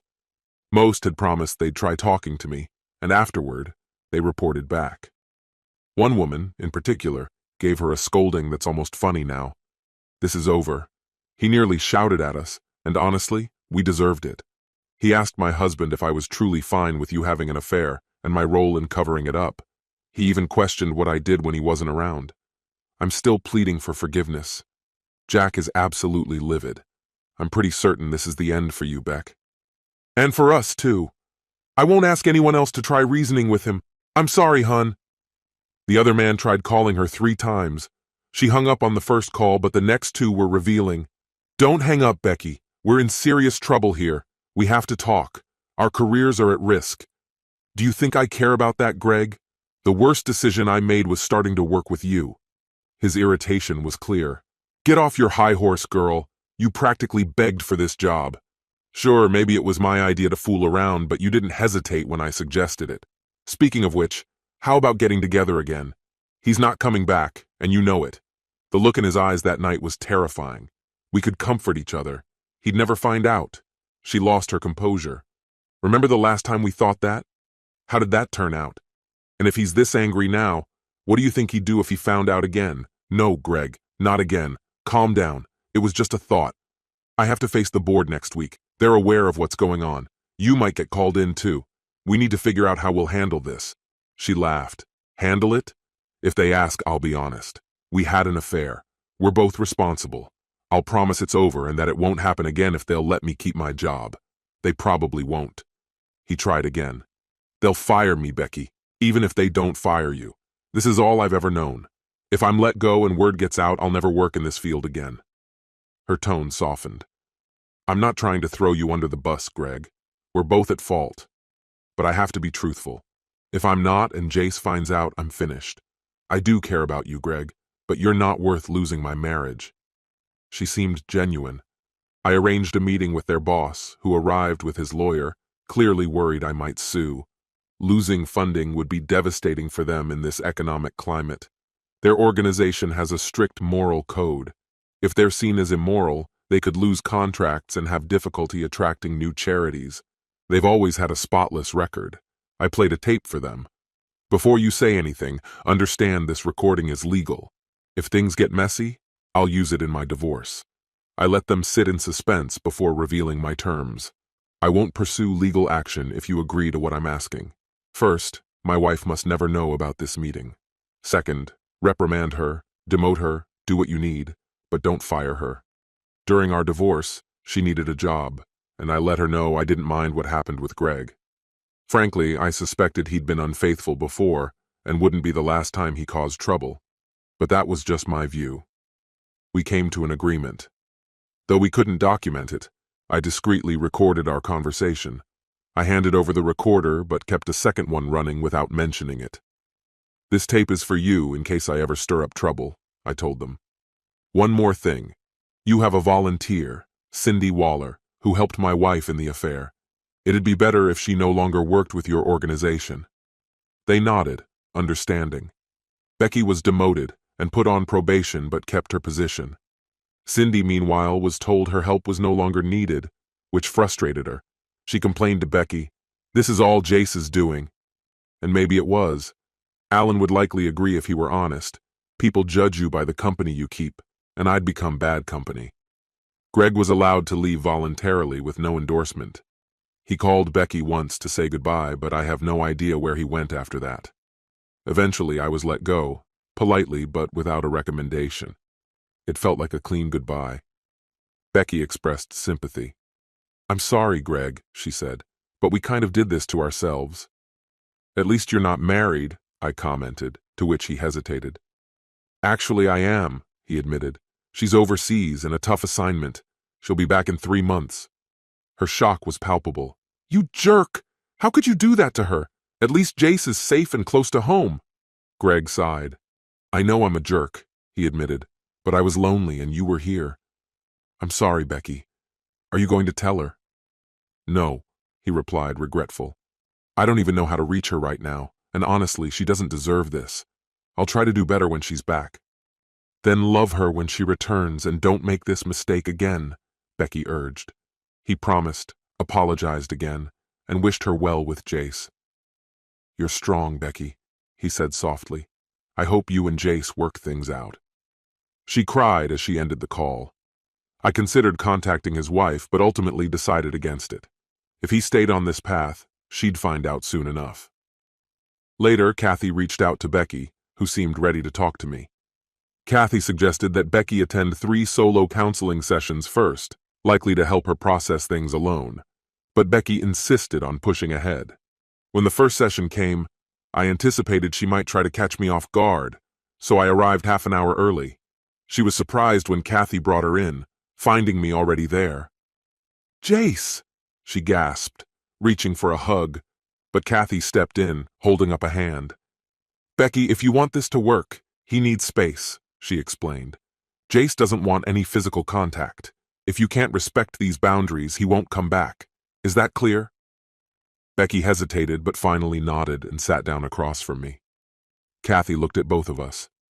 "Remember to be calm, speak clearly, and avoid any drama," she reminded us. "Becky, would you like to start?" Becky took a deep breath, gathering herself. "First," she began, "I want to apologize, Jace. I know what I did was wrong. You have every right to be angry. I can't justify it. There's no excuse for what I did. I can't even explain why I did it. Was the cost worth it? Not in the slightest. Would I make the same mistake again? Absolutely not. Kathy told me that saying I'm sorry isn't enough if you can't forgive me. I know I wrecked a good marriage, and now I have to convince you to let me try to make things right. Will you agree to talk to me? After we finish our counseling, If forgiveness still feels impossible, I won't resist a divorce. I looked between you and Kathy, noticing her influence. Maybe these one-on-one sessions have been beneficial after all. She waited for me to speak, and I decided to finally break the silence. I know it took a lot for you to say that, Beck. I've been doing a lot of thinking lately.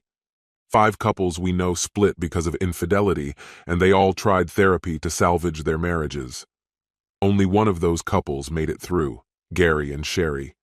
But even they don't seem happy now. They've lost that warmth. They don't hold hands, don't touch the way they used to. It's been 2 years, and they still haven't truly healed. Could we live like that? Constantly on edge, with me doubting every excuse if you were gone even for an hour or two, constantly searching for reassurance, checking your things, monitoring your phone and computer. I can't do that. Becky flinched at my words, but her resolve didn't falter. If it means having you beside me every night, I could. I'd do whatever it takes to prove I've changed and to earn back your trust. Frustrated, I threw my hands in the air. There it was again. Trust. How could I ever trust you again? You lied to me even in the beginning, back when we were just dating. I should have seen the signs. And now, after years of building a life together, planning for a future, you've done it again. Were you lonely? Bored because I was focused on building a future for us? Because I didn't have the time to take you out enough? Getting this out felt almost relieving, though Becky looked devastated. Kathy stepped in then. Our time is up, she said gently. I have an assignment for each of you before our next session.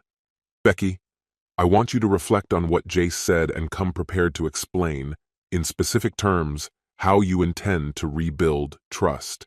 Jace, I need you to ask yourself whether you're willing to release this anger and work toward rebuilding with Becky. Be honest with yourselves, that's all for today. Jace, could you stay behind for a moment? Good night, Becky. We both watched as Becky got in her car and drove away. 5 minutes later, she'd left the lot. Kathy looked at me. You're not really planning to take her back, are you? No, I said quietly, unable to hide the sadness. She nodded, resigned. I thought as much. We'll need to shift the focus of these sessions. Help her adjust to the reality. If you still care about her, try to be kind. Being kind hadn't changed anything. Kathy and I tried, but Becky couldn't let go. Eventually, I had to end it. You broke the most serious promise you ever made, Beck, I thought, remembering, and you made it seem so simple. Even now, I know she regrets what happened, but I don't think she truly grasps its gravity. For me, everything changed. But to her, it seemed like just an error, like overspending or a minor accident. Did she feel anything at all? As usual, she avoided a straight answer. You're the one who doesn't show any emotion, she'd say. Just give me one more chance.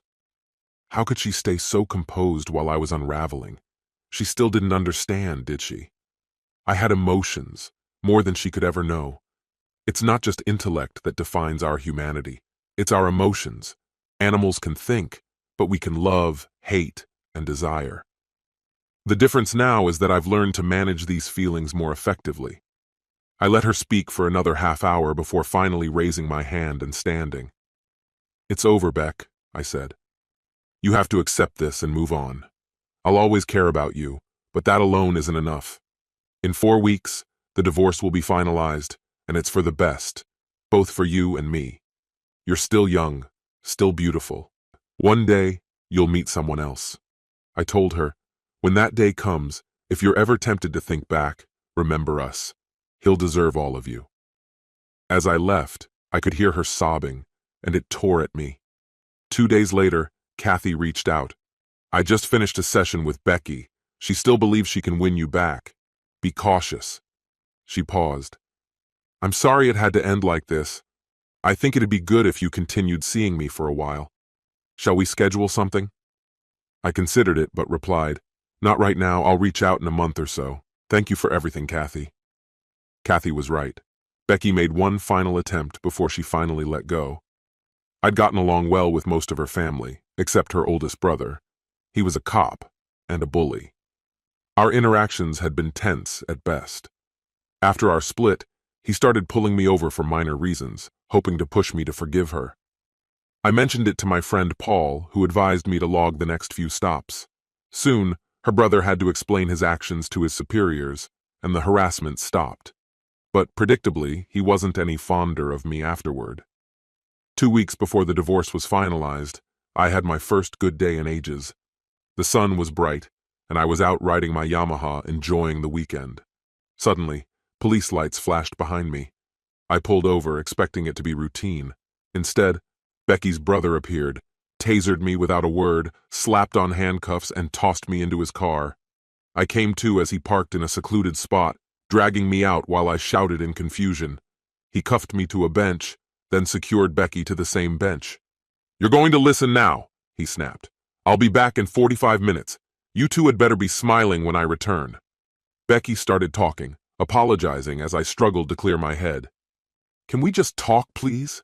she pleaded, her voice a mixture of desperation and hope.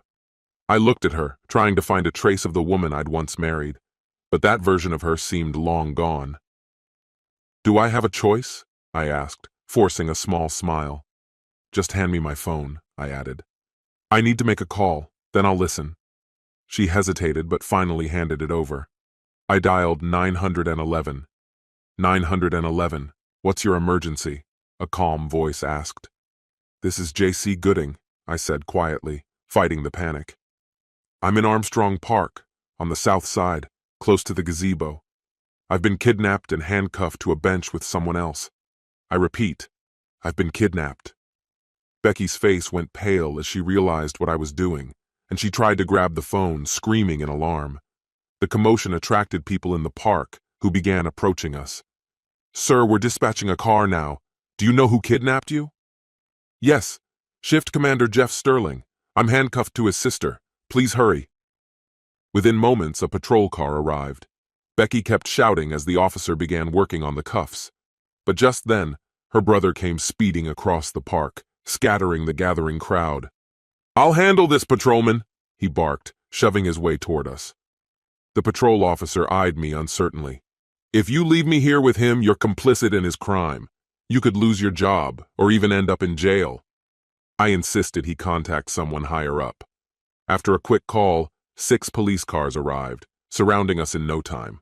In the end, no one was taken into custody, and I was returned to my motorcycle. But the real trouble started the following day. Jeff had captured everything on his dash cam, from the moment I stopped, to his use of the taser, the cuffs, and finally putting me into his vehicle. I could have filed several charges: assault, unlawful detainment, misuse of police authority. Those were just a few options. Becky would also face charges, so I went to meet with the district attorney, bringing my lawyer Paul along. "My client's terms are simple," Paul said. "He'll hold off on pressing charges if the officer is disciplined by the department, and if his wife agrees to skip the divorce hearing and ends all contact." He made it clear, if they refused, we would press forward aggressively. With no alternative, they took the deal. The parents didn't want 2 of their 3 children ending up in jail. As for her brother, the consequences were severe. He was demoted, placed on night shifts, and formally reprimanded. His career progression essentially ended. Quitting wasn't even an option, as no other agency would take him. Meanwhile, I returned to my struggling business. I tried to move forward, but I lost almost everything: friends, clients, my wife. Word of what happened had spread, and business dropped off, leading to our closure. Fortunately, Ada got a better job offer and left with her trainee. Ben left soon after. The following month, I returned to the office and found a note on the door. "You win, jerk." Alan had taken another job. The dissolution paperwork was on my desk, needing only my signature to finalize it. Cindy hadn't signed it, though it was clearly her handwriting. After selling the house and collecting my share, I was financially stable enough to take some time off.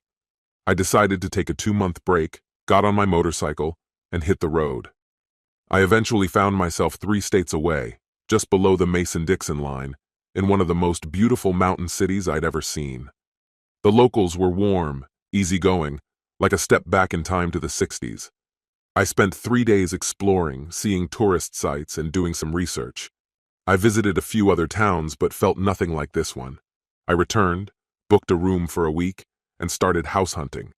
Though I saw some condos and apartments, I preferred a detached house with a yard. On my third try, I found a cozy cottage, about 1,200 square feet, with 2 bedrooms, a spacious yard, and a stream in the back. It was isolated from nearby neighbors, perfect for some peace. I leased it for a year with an option to buy and started job hunting. I found work at a small firm specializing in new and mid-sized businesses. They handed me a few minor accounts to gauge my skills. After 6 months, the boss wanted to talk. He addressed me formally, using my full name. My real name was John Charles, though I'd gone by Jace ever since my younger sister couldn't quite pronounce JC, the initials everyone used. In typical Southern style, he used both names when he had something important to say. "John Charles, you've done some impressive work here. I looked over your resume and everything checks out." He paused, sizing me up. "I get the feeling you might not be here long term, so I'm giving you more responsibility." He handed me a new account, a regional winery looking to expand nationwide. "Meet with the owner, put together a strategy, and start brainstorming. This could be a big step for all of us. If we expand, I want you to be part of it." Hearing this, I felt a surge of pride. He truly valued my work. The winery owner was a hometown guy who had spent 6 years in Italy, studying and honing his craft, before returning to care for his elderly parents. Taking over their farm, he transformed the north-facing slopes into vineyards, planting imported grapevines. His operation began on a modest scale, but over the years, he accumulated more land and gradually grew the winery. Now he'd leased an additional 3 farms and doubled his own acreage. With several local and regional awards for his sweet wines under his belt, he was ready to break into the national market. He had a distributor lined up and was looking for a bold ad campaign to make a splash. I visited his winery, keeping my identity under wraps, and tasted his wines. Many were excellent, although a few didn't suit my palate. After the tasting, I revealed who I was and asked to speak with Mr. Edwards. He arrived promptly, wearing his work clothes, and greeted me with a handshake, asking why I hadn't scheduled a formal meeting. "I wanted to experience your wine firsthand," I explained, "to get a feel for how you operate, and maybe let a few ideas simmer. I didn't expect you to stop everything for me." I told him I'd wanted to make my visit known and to arrange an in-person appointment. He looked anxious as he asked, "What did you think of the wines?" I reassured him that I'd enjoyed most of them, though I admitted I wasn't a wine connoisseur. "In fact," I added, "I liked them so much, I bought a mixed case to take home." As we spoke, inspiration struck. I couldn't wait to get back to my desk and flesh out the ideas brewing in my mind. But things didn't go as planned. Jack, as he insisted I call him, invited me to spend more time with him.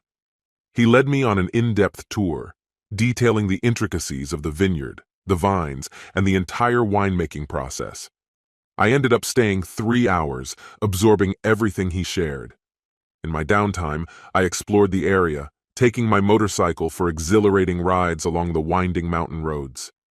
I'd recently had the bike modified to increase its power, making it fast when I pushed it. For winter, I'd picked up a sturdy used 4x4 truck to handle the snow, while my little Dodge Dart stayed parked in the garage. It was the top turbo model, supposedly able to hit 180 miles per hour, though I'd only dared to push it to 110, twice. One Saturday I stumbled upon a small bar nestled in the middle of nowhere. A cluster of motorcycles sat out front, mostly Harleys with a gold wing and a few sport bikes mixed in. I decided to stop for a beer. The place fell silent for a moment as I walked in. It was clear I wasn't a local. I ordered a drink and took in the atmosphere. Though old, the bar was clean and well kept. The patrons were familiar with one another, trading jokes and teasing each other good-naturedly. After serving me a second beer, the bartender struck up a conversation. "This bar's been in my family for 70 years, he said. "We've got a reputation. No fighting, no trouble, especially for the ladies. Act out and you're out." I commended him. I knew the value of a place where anyone could relax, whether in a suit or jeans. People are people, no matter what's in their wallet. He appreciated my comment, bought me my next round, then moved on to other customers. Just then, a big guy with a beard sat beside me. "That your bike?" he asked, nodding toward the window where my motorcycle was parked. "Yeah," I replied. He snorted. "Another fancy import, huh?" He gave me a grin, his tone teasing. "Don't they sell real American bikes where you're from?" Smiling, I asked, "Which one's yours?" He pointed to a rugged Harley parked outside. "Nice bike," I said. "Forks are Italian, though. Stock carbs would be Japanese. Tires, if they're original, came from a British company but were made in France. Still think it's all American?" He looked at me, surprised. "Really?" I nodded. "Yep, still, they're great bikes." It wasn't long before half the bar joined our conversation. One guy chimed in proudly about his Vulcan, claiming it was American-made. Soon enough, we all headed outside to admire the lineup of bikes. By the time we got back inside, I had a handful of new friends. After that night, weekends at the bar became a habit. I joined the group for poker runs and weekend rides. They introduced me to hidden gems and local spots I'd have never found on my own. A few months in, I earned a nickname. I had just come back from a meeting with Jack Edwards, who I'd been talking to about a campaign we were planning. I wanted to film a commercial in his tasting room, which had this rustic vibe with wood, stone, and glass, high ceilings, and loads of natural light. Jack agreed on the condition we'd shoot on a Monday, his quietest day.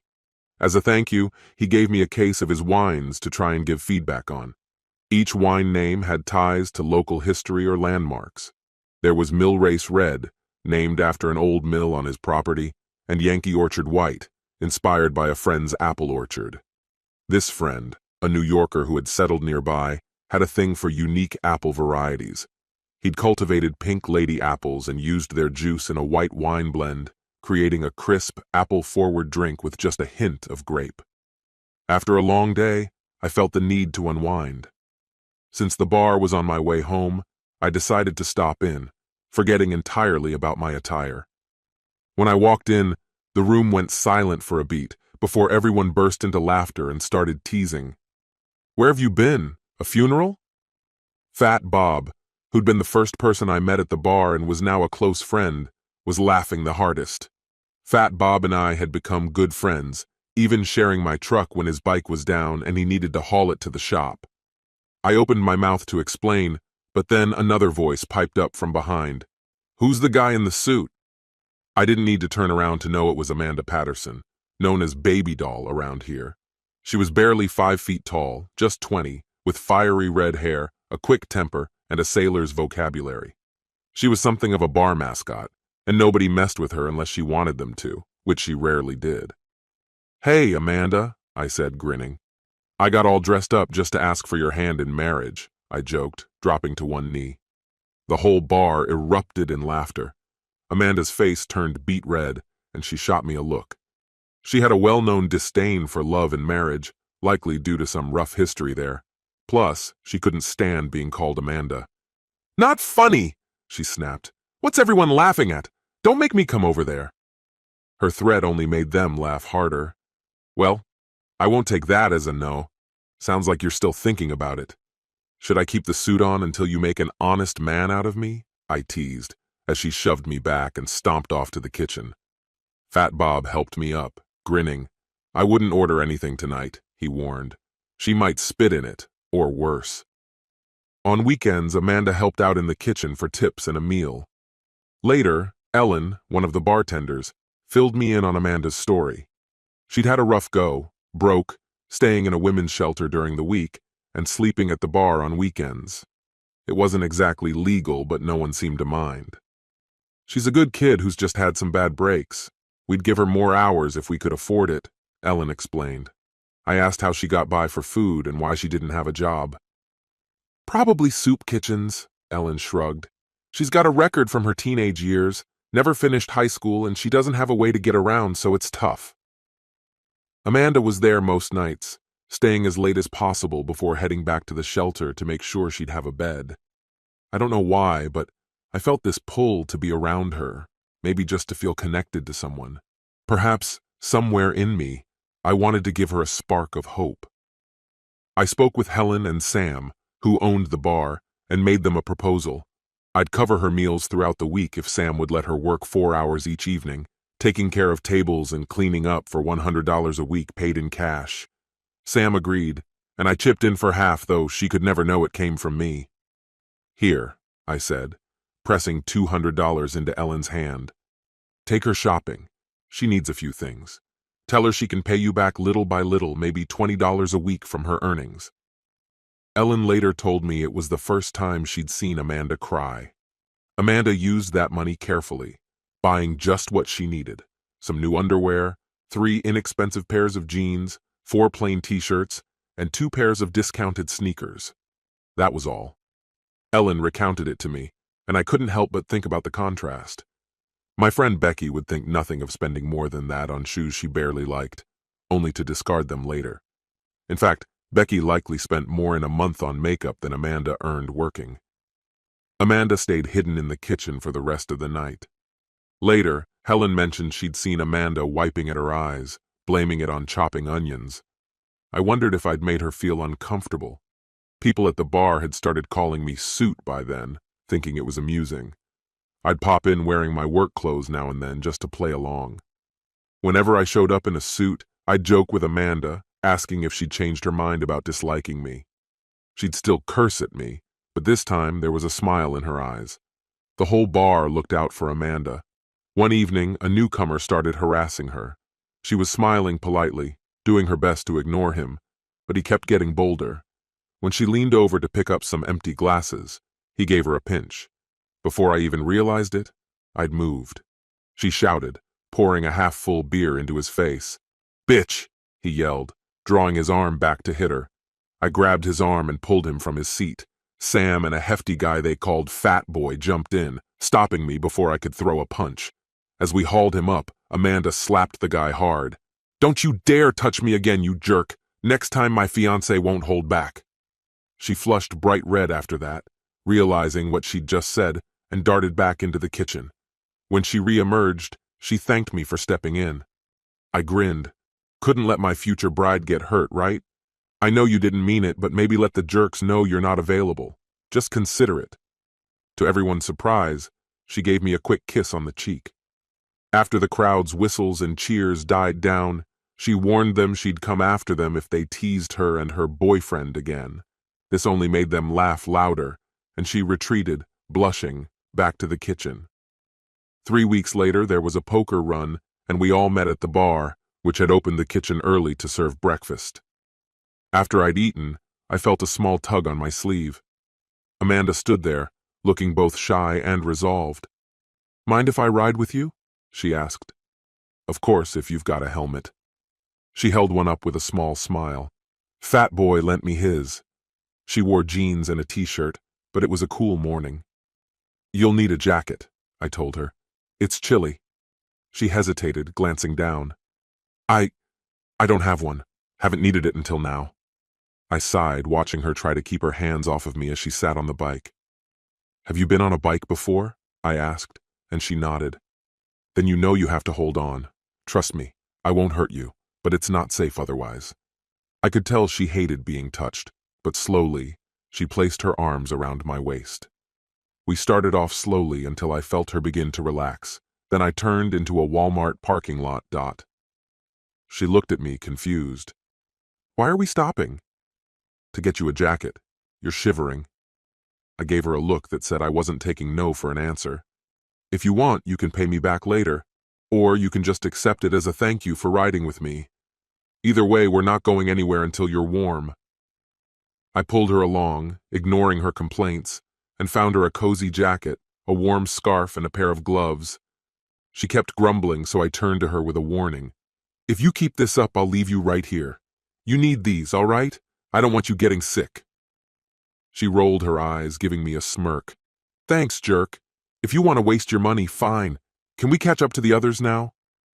At the second checkpoint, we caught up with everyone. By then, she was clinging to me, her attitude softening as we continued.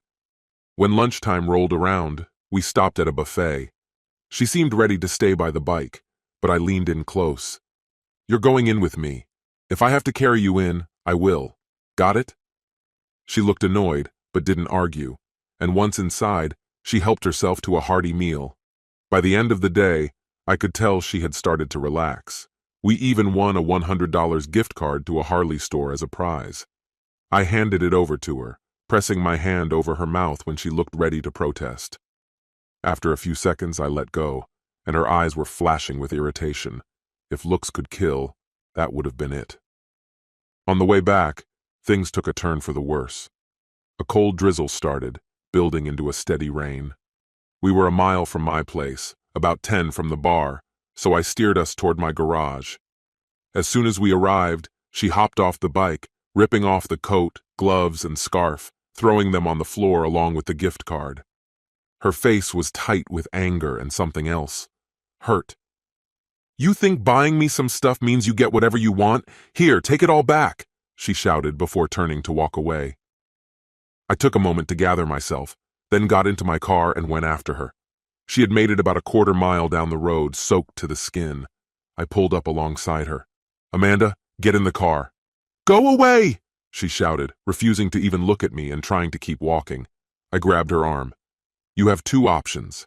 Get in the car and I'll drive you back to the bar, or refuse, and I'll make you get in. Your call." She tried to shove past me, defiant. "You wouldn't dare."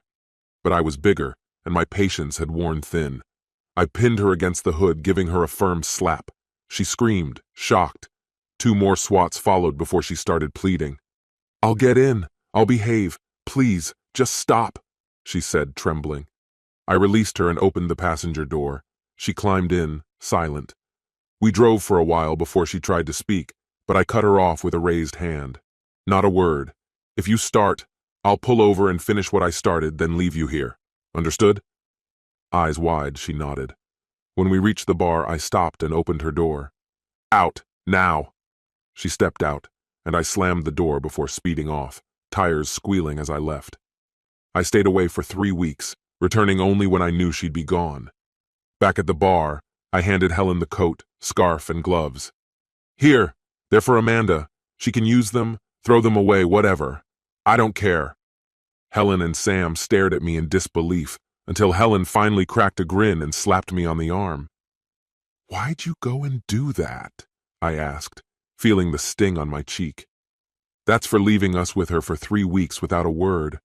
We were all wondering what happened to you. Then Amanda showed up, crying her eyes out. Took her 3 days to tell me what went down." "Amanda's been through hell," Helen went on.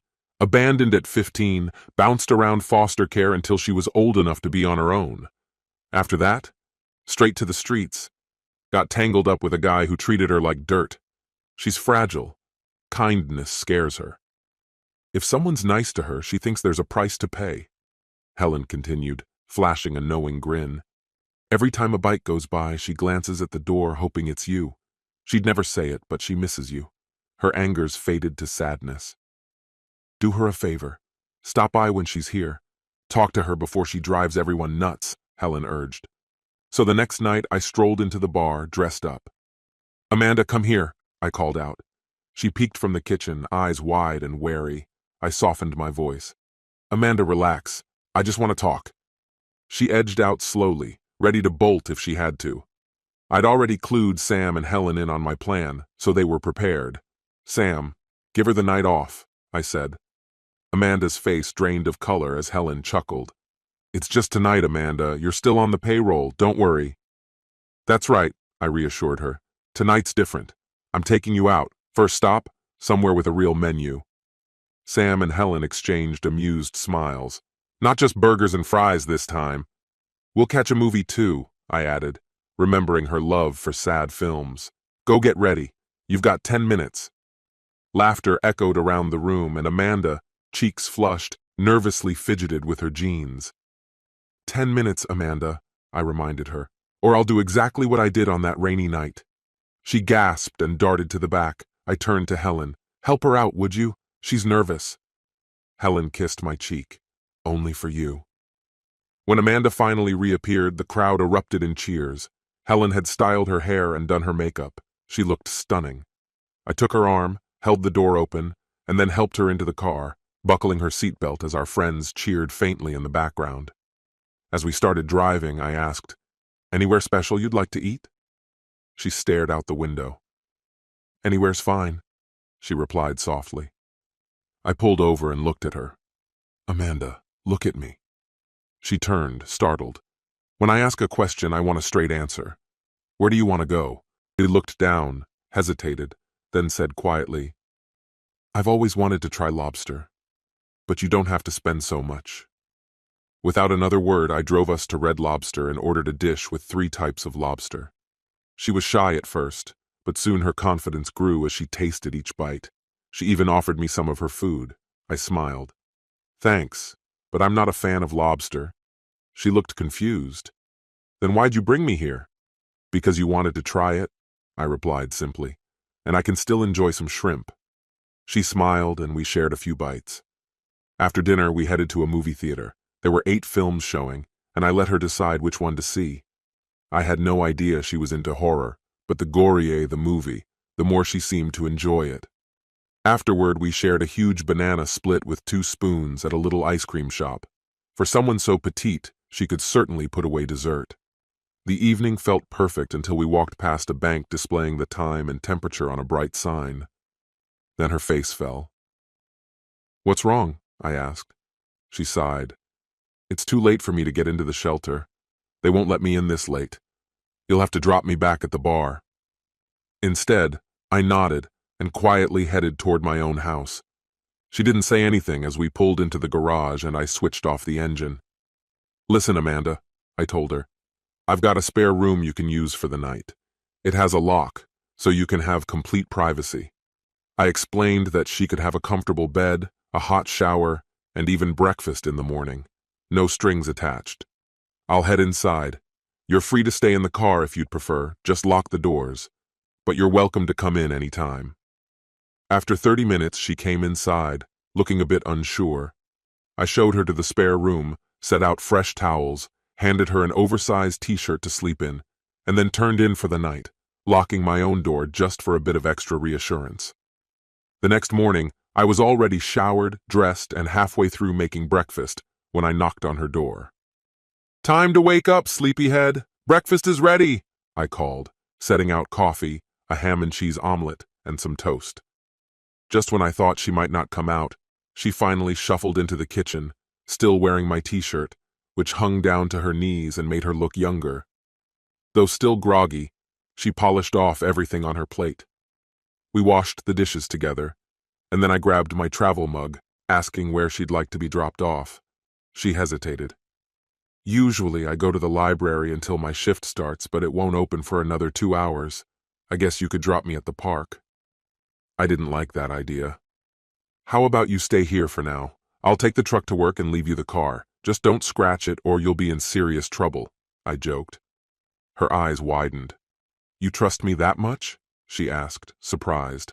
I grinned. "You're not planning on robbing me, are you?" Her cheeks turned red, and she started to respond, but I waved her off. "Didn't think so.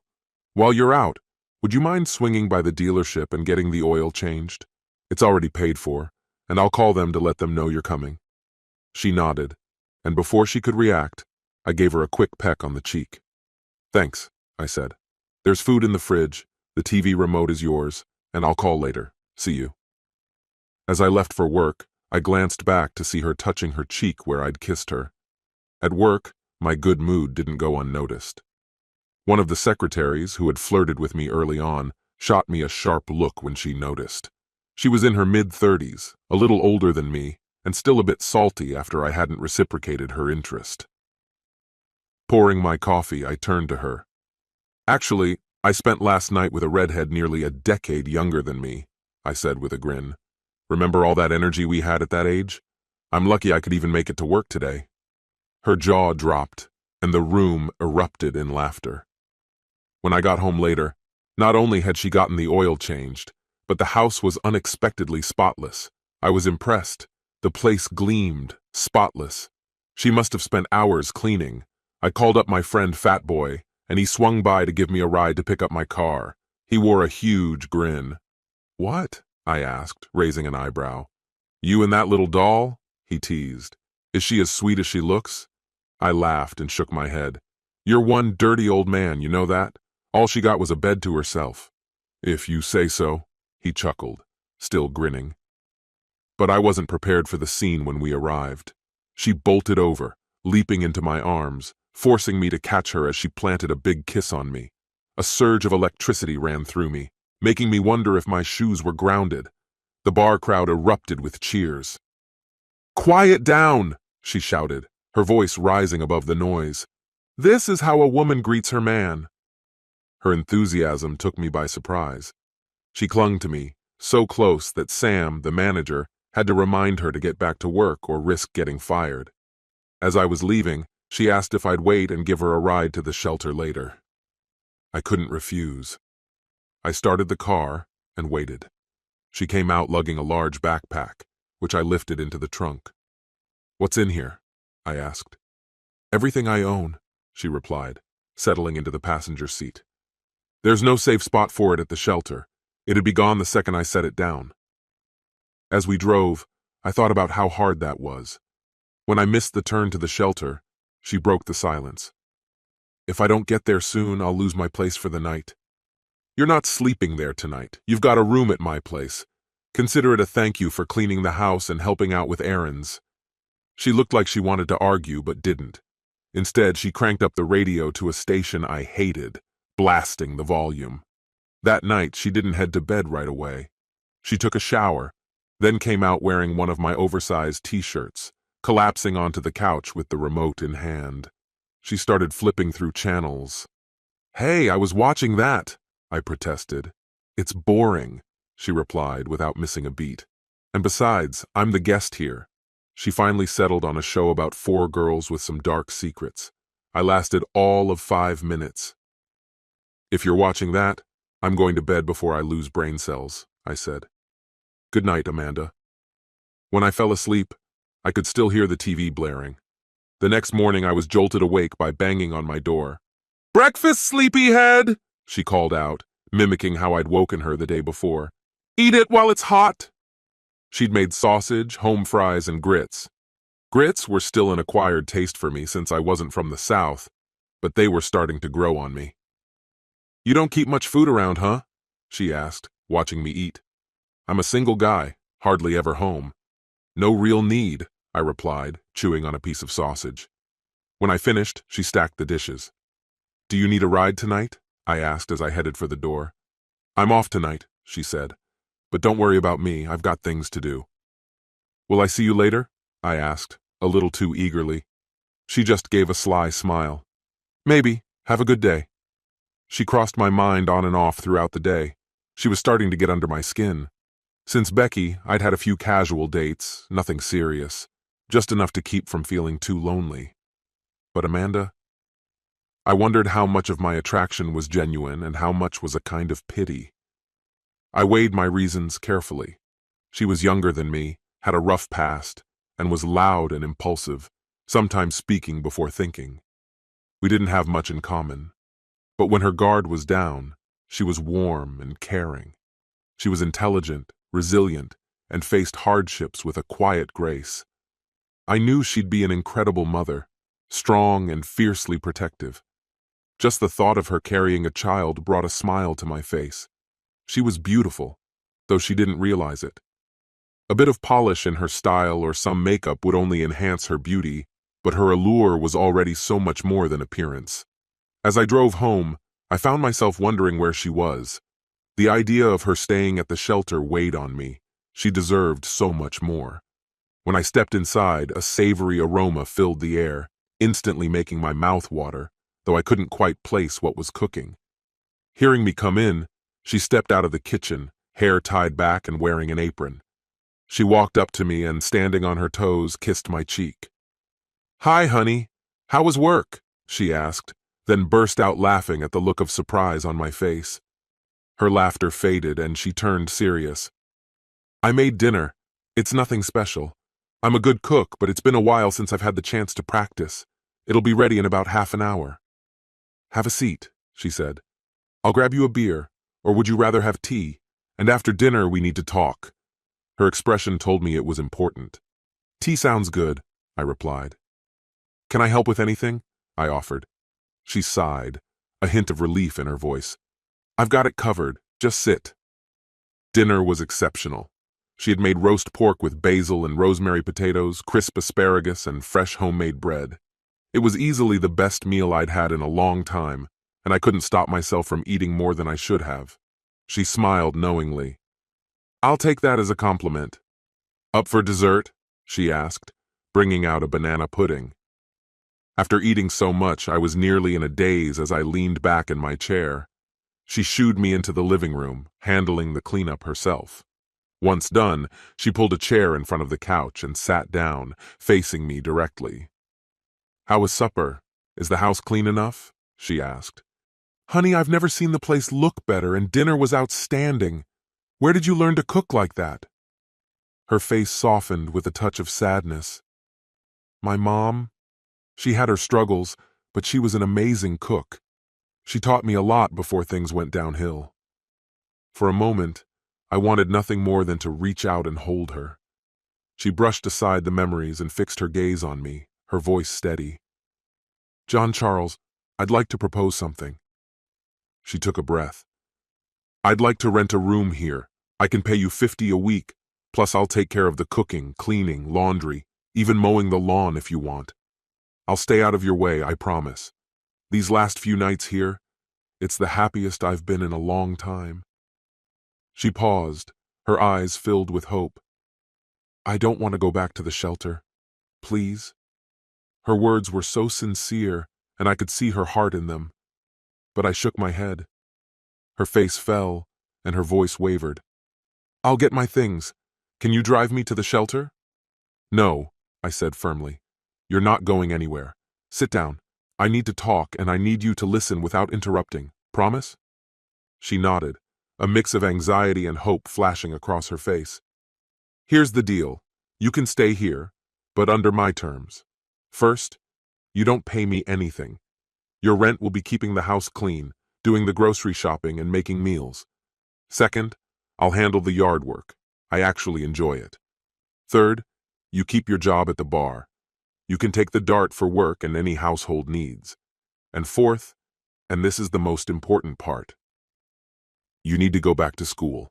Get your high school diploma, or at least a GED, I told her firmly. She sat there stunned, her mouth open, clearly feeling the weight of not finishing school. This might be the push she needed. After a moment, she nodded. "I'll do it. But with school, will you help me? I'm going to need it." Relief washed over me, and I smiled. "I'll help you with everything, short of doing it for you." "Deal?" she asked, suddenly excited.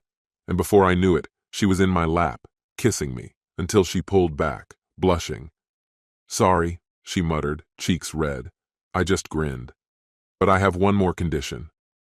You've got to give me a good night kiss every night, and one in the morning before I leave for work. No exceptions." She blushed again, then extended her hand with a mischievous grin. "Deal." We shook hands, marking the start of a new, strange, and wonderful chapter in our lives. The next morning, I asked her where she'd gotten the groceries. She handed me the receipts, so I reimbursed her, then gave her my debit card, telling her to buy whatever food or essentials we needed. I left for work with a big smile, cheeks warm from her goodbye kiss. That day, nothing could wipe the grin off my face. Gail, my coworker, noticed. Apparently, happiness annoyed her. "Did you see your young girlfriend last night?" she sneered. "Yes, and this morning," I replied casually. "She moved in last night. You should try finding someone, Gail. It might make you a bit nicer." Her glare could have curdled milk. At the bar that night, the guys teased me, but it was all in good fun. Sam shook my hand, and Helen gave me a peck on the cheek. "You're a good man, Suit. I knew she'd get to you sooner or later." I laughed. "We're just roommates, Helen. That's it, nothing more." She just smiled, her expression saying, "If you say so." Amanda greeted me with a grin so wide it looked like it might hurt. I was about to order a burger when she stopped me. "Dinner's in the fridge, just microwave it for 3 minutes. Hope you like it." I had a beer, played a round of pool with Fat Boy, then went home to a warm, homemade meal. She arrived around 10, fresh from her shift, going straight to shower. "I smell like old fries," she laughed, coming out in a robe, her hair wrapped in a towel. "What's on TV?" Over time, we settled into a simple routine. I took care of the yard and the cars, while she handled most of the housework. She cooked most meals, but I insisted on taking her out or grilling for her once a week. Sundays, if the weather was nice, we'd go for a ride. Sometimes just the two of us, sometimes with friends. Soon, people started calling her Mrs. Suit, which she pretended to hate but secretly enjoyed. When she turned 21, I threw her a surprise party at the bar, and she even got presents. For someone who rarely showed emotion, she was in tears, hugging everyone in gratitude. My gift to her was a spa day and a gift card to a fancy store.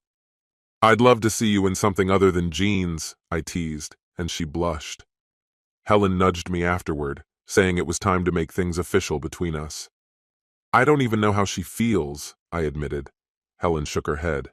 "Then you're the biggest fool around. She loves you but probably doesn't know how to show it. You need to help her figure it out. Trust me, it'll be worth it." "And how do you know so much about this?" I asked, intrigued. She wrapped her arms around Sam as he approached, her heart warming at the familiar comfort. 15 years ago, I was lost and broken like her. Then I met Sam. He took his time, showing me that kindness existed in the world, that there were men who treated others with respect. I just hadn't met one of them. Until Sam. Years ago, I'd spent 3 long, dark years with a biker gang. They did terrible things to me, and I endured it, convinced it was what I deserved. Their cruelty left deep scars, and because of them, I'd lost the chance to have children. But Sam didn't care about any of that. He loved me anyway. How could I possibly resist love like that? Sam and I have a significant age gap, even more than you and Amanda, yet we made it work. Take that next step with her. You won't regret it. Amanda is nothing like your ex. 6 months ago, over dinner, I'd shared bits and pieces about Becky and me, while Amanda had stepped out to the store. Amanda was thriving academically. With my encouragement, she decided to aim higher and complete her high school diploma instead of settling for a GED. We estimated she'd graduate in about 2 more months. Twice a year, the school held full graduation ceremonies, celebrating achievements for students of all ages, from teenagers who'd fallen through the cracks to people in their 60s. I'd promised her a party when that day came. I nearly had a heart attack when she wore the birthday gift I'd given her. She looked radiant in a white sundress, delicate earrings, a matching necklace, and 3-inch platform sandals. Her hair cascaded beautifully down her back. She was breathtaking. "What do you think?" she asked, giving a playful twirl. "Did you get your money's worth?" My first thought slipped out. "They just polished a diamond, Amanda. You've always been this beautiful. The guy who ends up with you will be the luckiest person alive." She stopped mid-spin, tears filling her eyes before she ran to her room. What had I done this time? The following week, she came home from school with a delighted giggle. "What's up?" I asked, glad to see her happy. "A really cute guy asked me out." She'd been chatting with him on and off for a month. It felt like someone punched me in the gut. All I could muster was, "Oh," as I turned away. She confronted me immediately. "Is that all you have to say?" Defensive, I replied. "What do you expect me to say? You're obviously into him. You've been talking for a month. Why would I stop you?" Frustrated, she stormed into her room, slamming the door behind her. I sighed. It was the 3rd time this month. I'd have to repair that door soon if this continued. I knocked, but she didn't respond. Giving up, I grabbed a beer and let myself sink into my misery. By the 3rd beer, I was brooding over the mystery of women, drifting into an uneasy sleep. I woke when she gently shook my shoulder. "What?" I muttered, still groggy. Then came the 4 dreaded words. "We need to talk." That woke me up. In my experience, nothing good followed that phrase. She asked, "Do you like me?" Her expression was unreadable. "Yes," I admitted. "I do." She pressed further. "How much?" "I don't know what you want from me, Amanda. Help me understand." She slapped me, and as I rubbed my jaw, she began a frustrated tirade. "What I'm trying to ask is, do you love me?" Not as a friend. Something far deeper. "I have truly loved you for a long time, and you never noticed. I know I'm younger, less polished, and often lacking in social grace. I'm loud, possessive, fearful, and that's just scratching the surface. I can't handle this anymore, it's too painful. If you don't love me, I'll leave. I silenced her spiraling thoughts with a kiss. Quiet now, I said, steady and sure. Are you trying to convince me not to love you? Because it's already too late for that. All those things you think you lack don't matter. You have something far more precious. You have my heart. She nearly fainted at my words. When she came to, she was nestled in my arms, crying softly until she drifted into a peaceful sleep. No, we didn't go to her room to make love. She was still too raw, too vulnerable. I held her close until the tears subsided. Then I carried her to my bed, tucked her in, and slipped outside to gaze at the stars, contemplating what lay ahead. I stood there for over an hour. When I returned, she had put on one of my shirts and settled back into bed. As I lay down, she nestled into my arms, mumbling a sleepy, "Love you," before drifting off again. I held her, grateful for her warmth, and eventually found sleep myself. I woke up alone, lured by the aroma of breakfast wafting through the air. She was in the kitchen, preparing everything with quiet focus. I surprised her with a kiss on the neck, lifting her off her feet. She froze, then relaxed, laughing softly. "Let me go, or breakfast will be nothing but burnt waffles," she teased. After we ate, before we cleared the table, we sat and talked. It was Saturday, with no plans or obligations. She curled up on my lap. "Jace," she whispered, "I do love you, but please go slow with me. I'm carrying so much from my past." She opened up, her story pouring out between tears and tight embraces. Her life was happy until she turned 10. Then her father passed, and her mother crumbled, lost to sorrow and poor decisions, slipping into heavy drinking. A line of stepfathers and boyfriends followed. At 15, one of them tried to assault her. She fought back, reported it, and was removed from her mother's care, spending the next 3 years in foster care and juvenile detention. She once stole a car, desperate to see her little sister, who was 9 years younger. I hadn't even known she had a sister. At 18, she was left to fend for herself. Out of loneliness, she ended up with a man who took advantage of her vulnerability. He took her virginity, and each intimate encounter felt as if he were imposing himself upon her. Later, he wanted her to work for money, so she fled and eventually found her way here. My heart ached for her. "I want to be with you, Jace," she said softly, "but I'm scared. Help me." And so I did. I even helped her find a therapist. 4 months passed and things changed. We grew closer, sharing gentle touches and deep conversations. She felt safe enough to wear comfortable clothes around me, sometimes donning beautiful nightgowns to bed, a place she hadn't left since I first brought her there. Although she avoided alcohol, she enjoyed a bit of wine from a client gift. After half a bottle one evening, she became more open. Even then, I was patient. I kissed her tenderly, savoring each moment. When I reached her midsection, she shivered with excitement, responding in ways that surprised even her. "That was incredible," she murmured, holding my head gently. A few minutes later, she responded again, then guided me up to face her, eyes brimming with emotion. She climbed on top of me. "Like this," she whispered, voice barely audible. "I need to be in control." She held me, tight and close.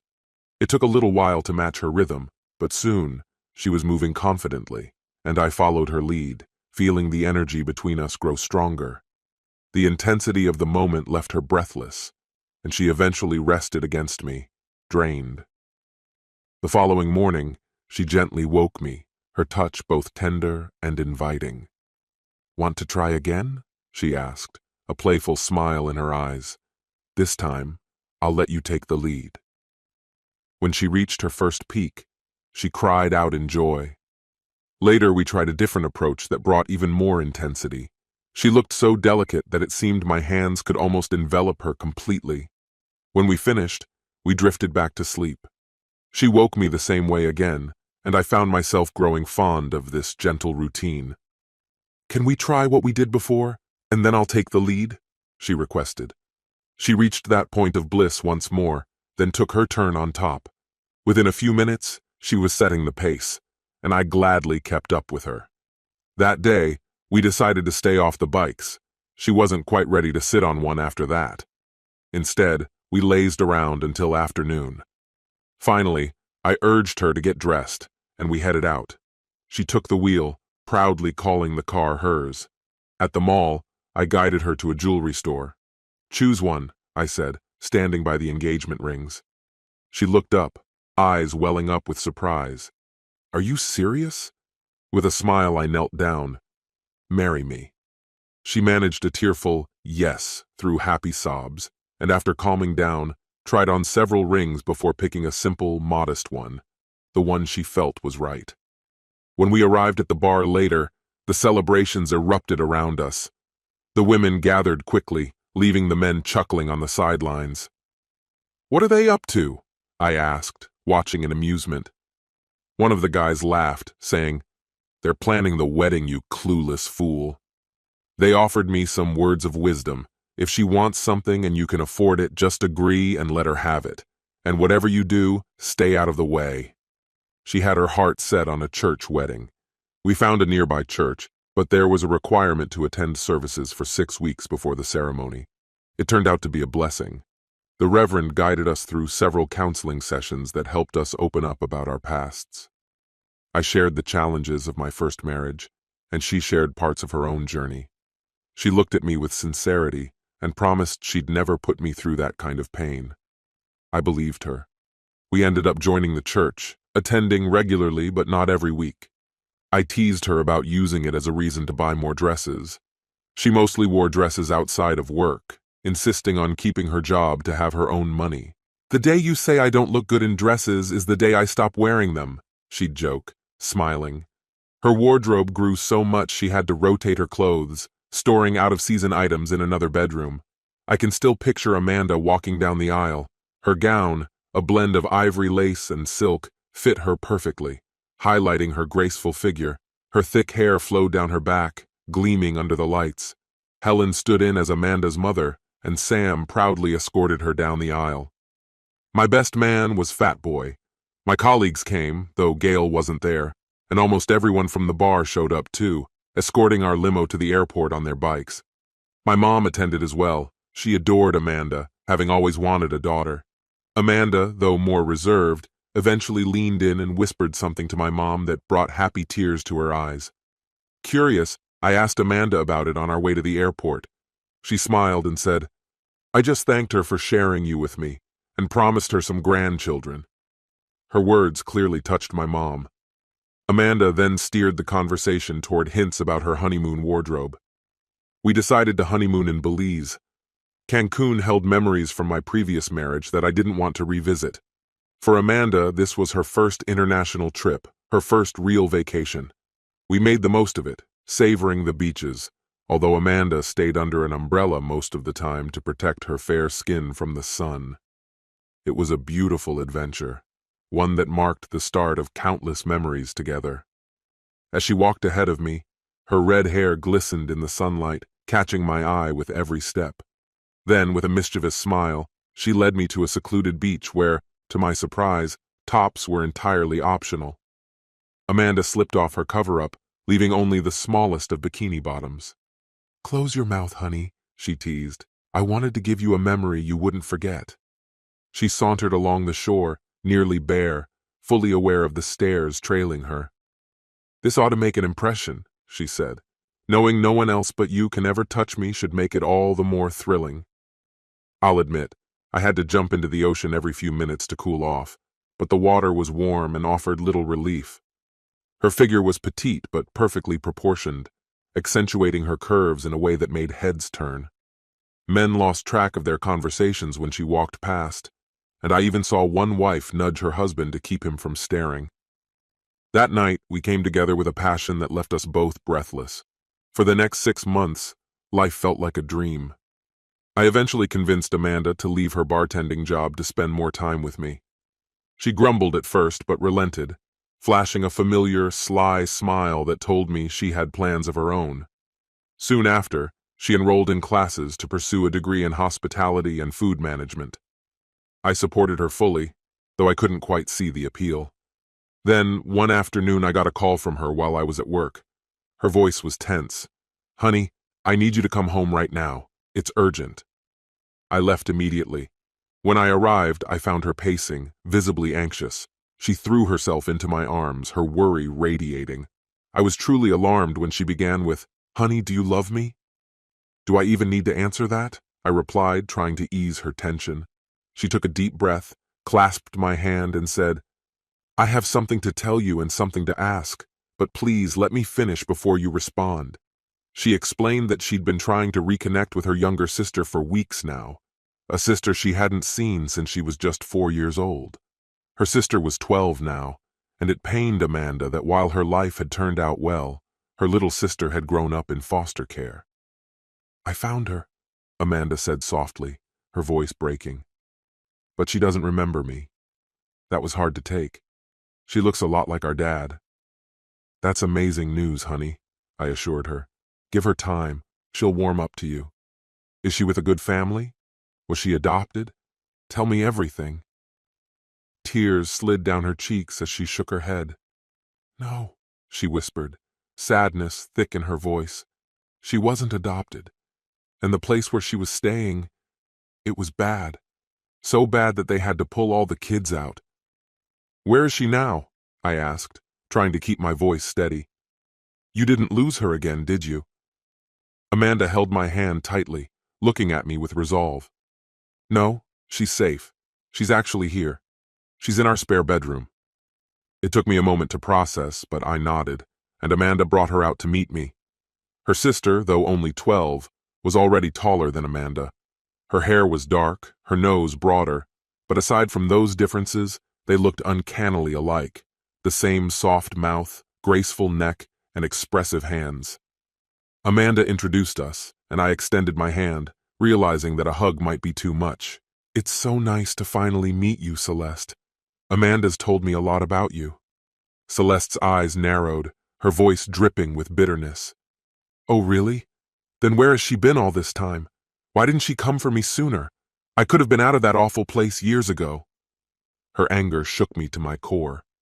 Amanda stepped forward, her voice gentle, yet firm. "I'm here now, honey. As soon as I could manage it, I came for you. 4 years ago, I was barely able to support myself. There was no way I could have cared for an 8-year-old. I had to become an adult first. If that frustrates you, I understand, and I'm sorry. Let's see if we can make things right." Celeste wasn't holding back, not in the slightest. "Fantastic. So now I get to live a picture-perfect life, wear fancy dresses and swoon over boys? Let me tell you something. I know all about boys. Why do you think they shut down the home? Men only want one thing, and it's right here." She grabbed at her crotch.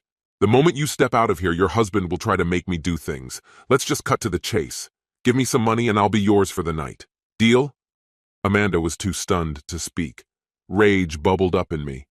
"Maybe we'll just give you a warm bed for the night, then let you head out tomorrow. If what you had before was better, go back to it. Actually, come to think of it, I haven't offered you anything yet.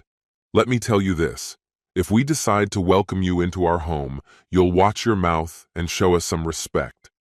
My wife is the most important person in my life, and I won't allow her to suffer because of the life you've been through. She's had her own hardships. Take a moment to listen to her story sometime. Maybe you'll find some empathy. Is that clear?" She looked pale and took a step back, but the moment I stopped, she straightened up, bold as ever.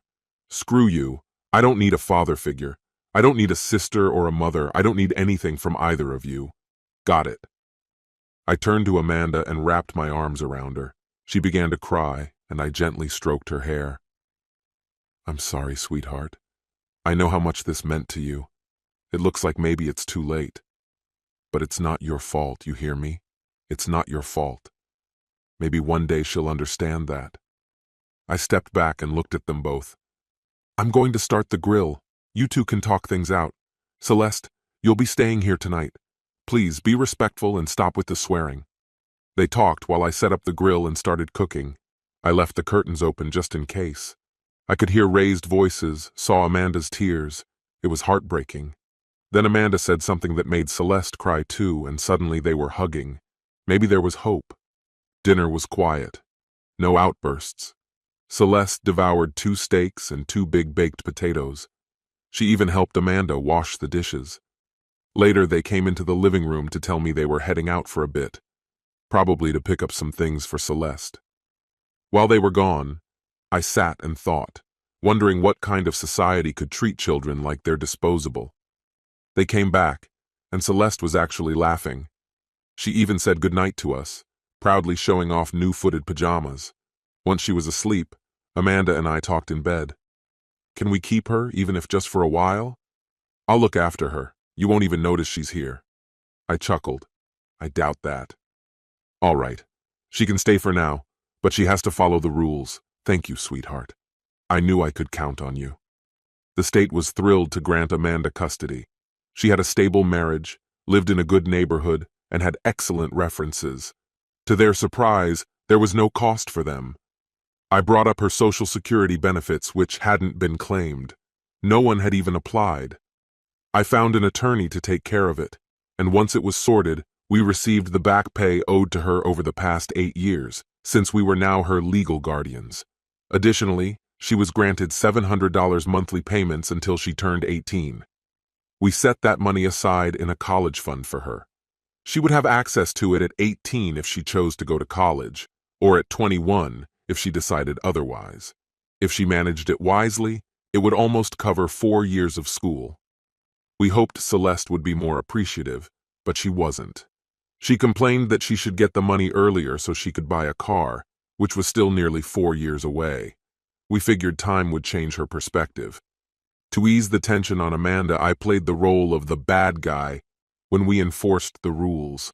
Celeste resented me for it, but she knew better than to try to pit Amanda and me against each other. The first time she tried, we grounded her for an entire month. She was falling behind in school, initially refusing any help from me. But Amanda coaxed her into it by offering small rewards for good grades. Eventually, she started listening, and meanwhile, things were going well at my job. My campaign for a prominent winemaker had turned out to be a major success, leading to more significant projects. My boss, concerned that I might leave, offered me a partnership. For every percent I purchased in the company, he would match it, up to 7%. I could afford to buy about 1% per year, meaning that within 7 years I'd hold 1.4% dot. After careful discussion, Amanda and I decided to go for it. We liked the stability here. Celeste ran away twice during this period. The first time she was missing for 4 days until she was located at a bus station in another state.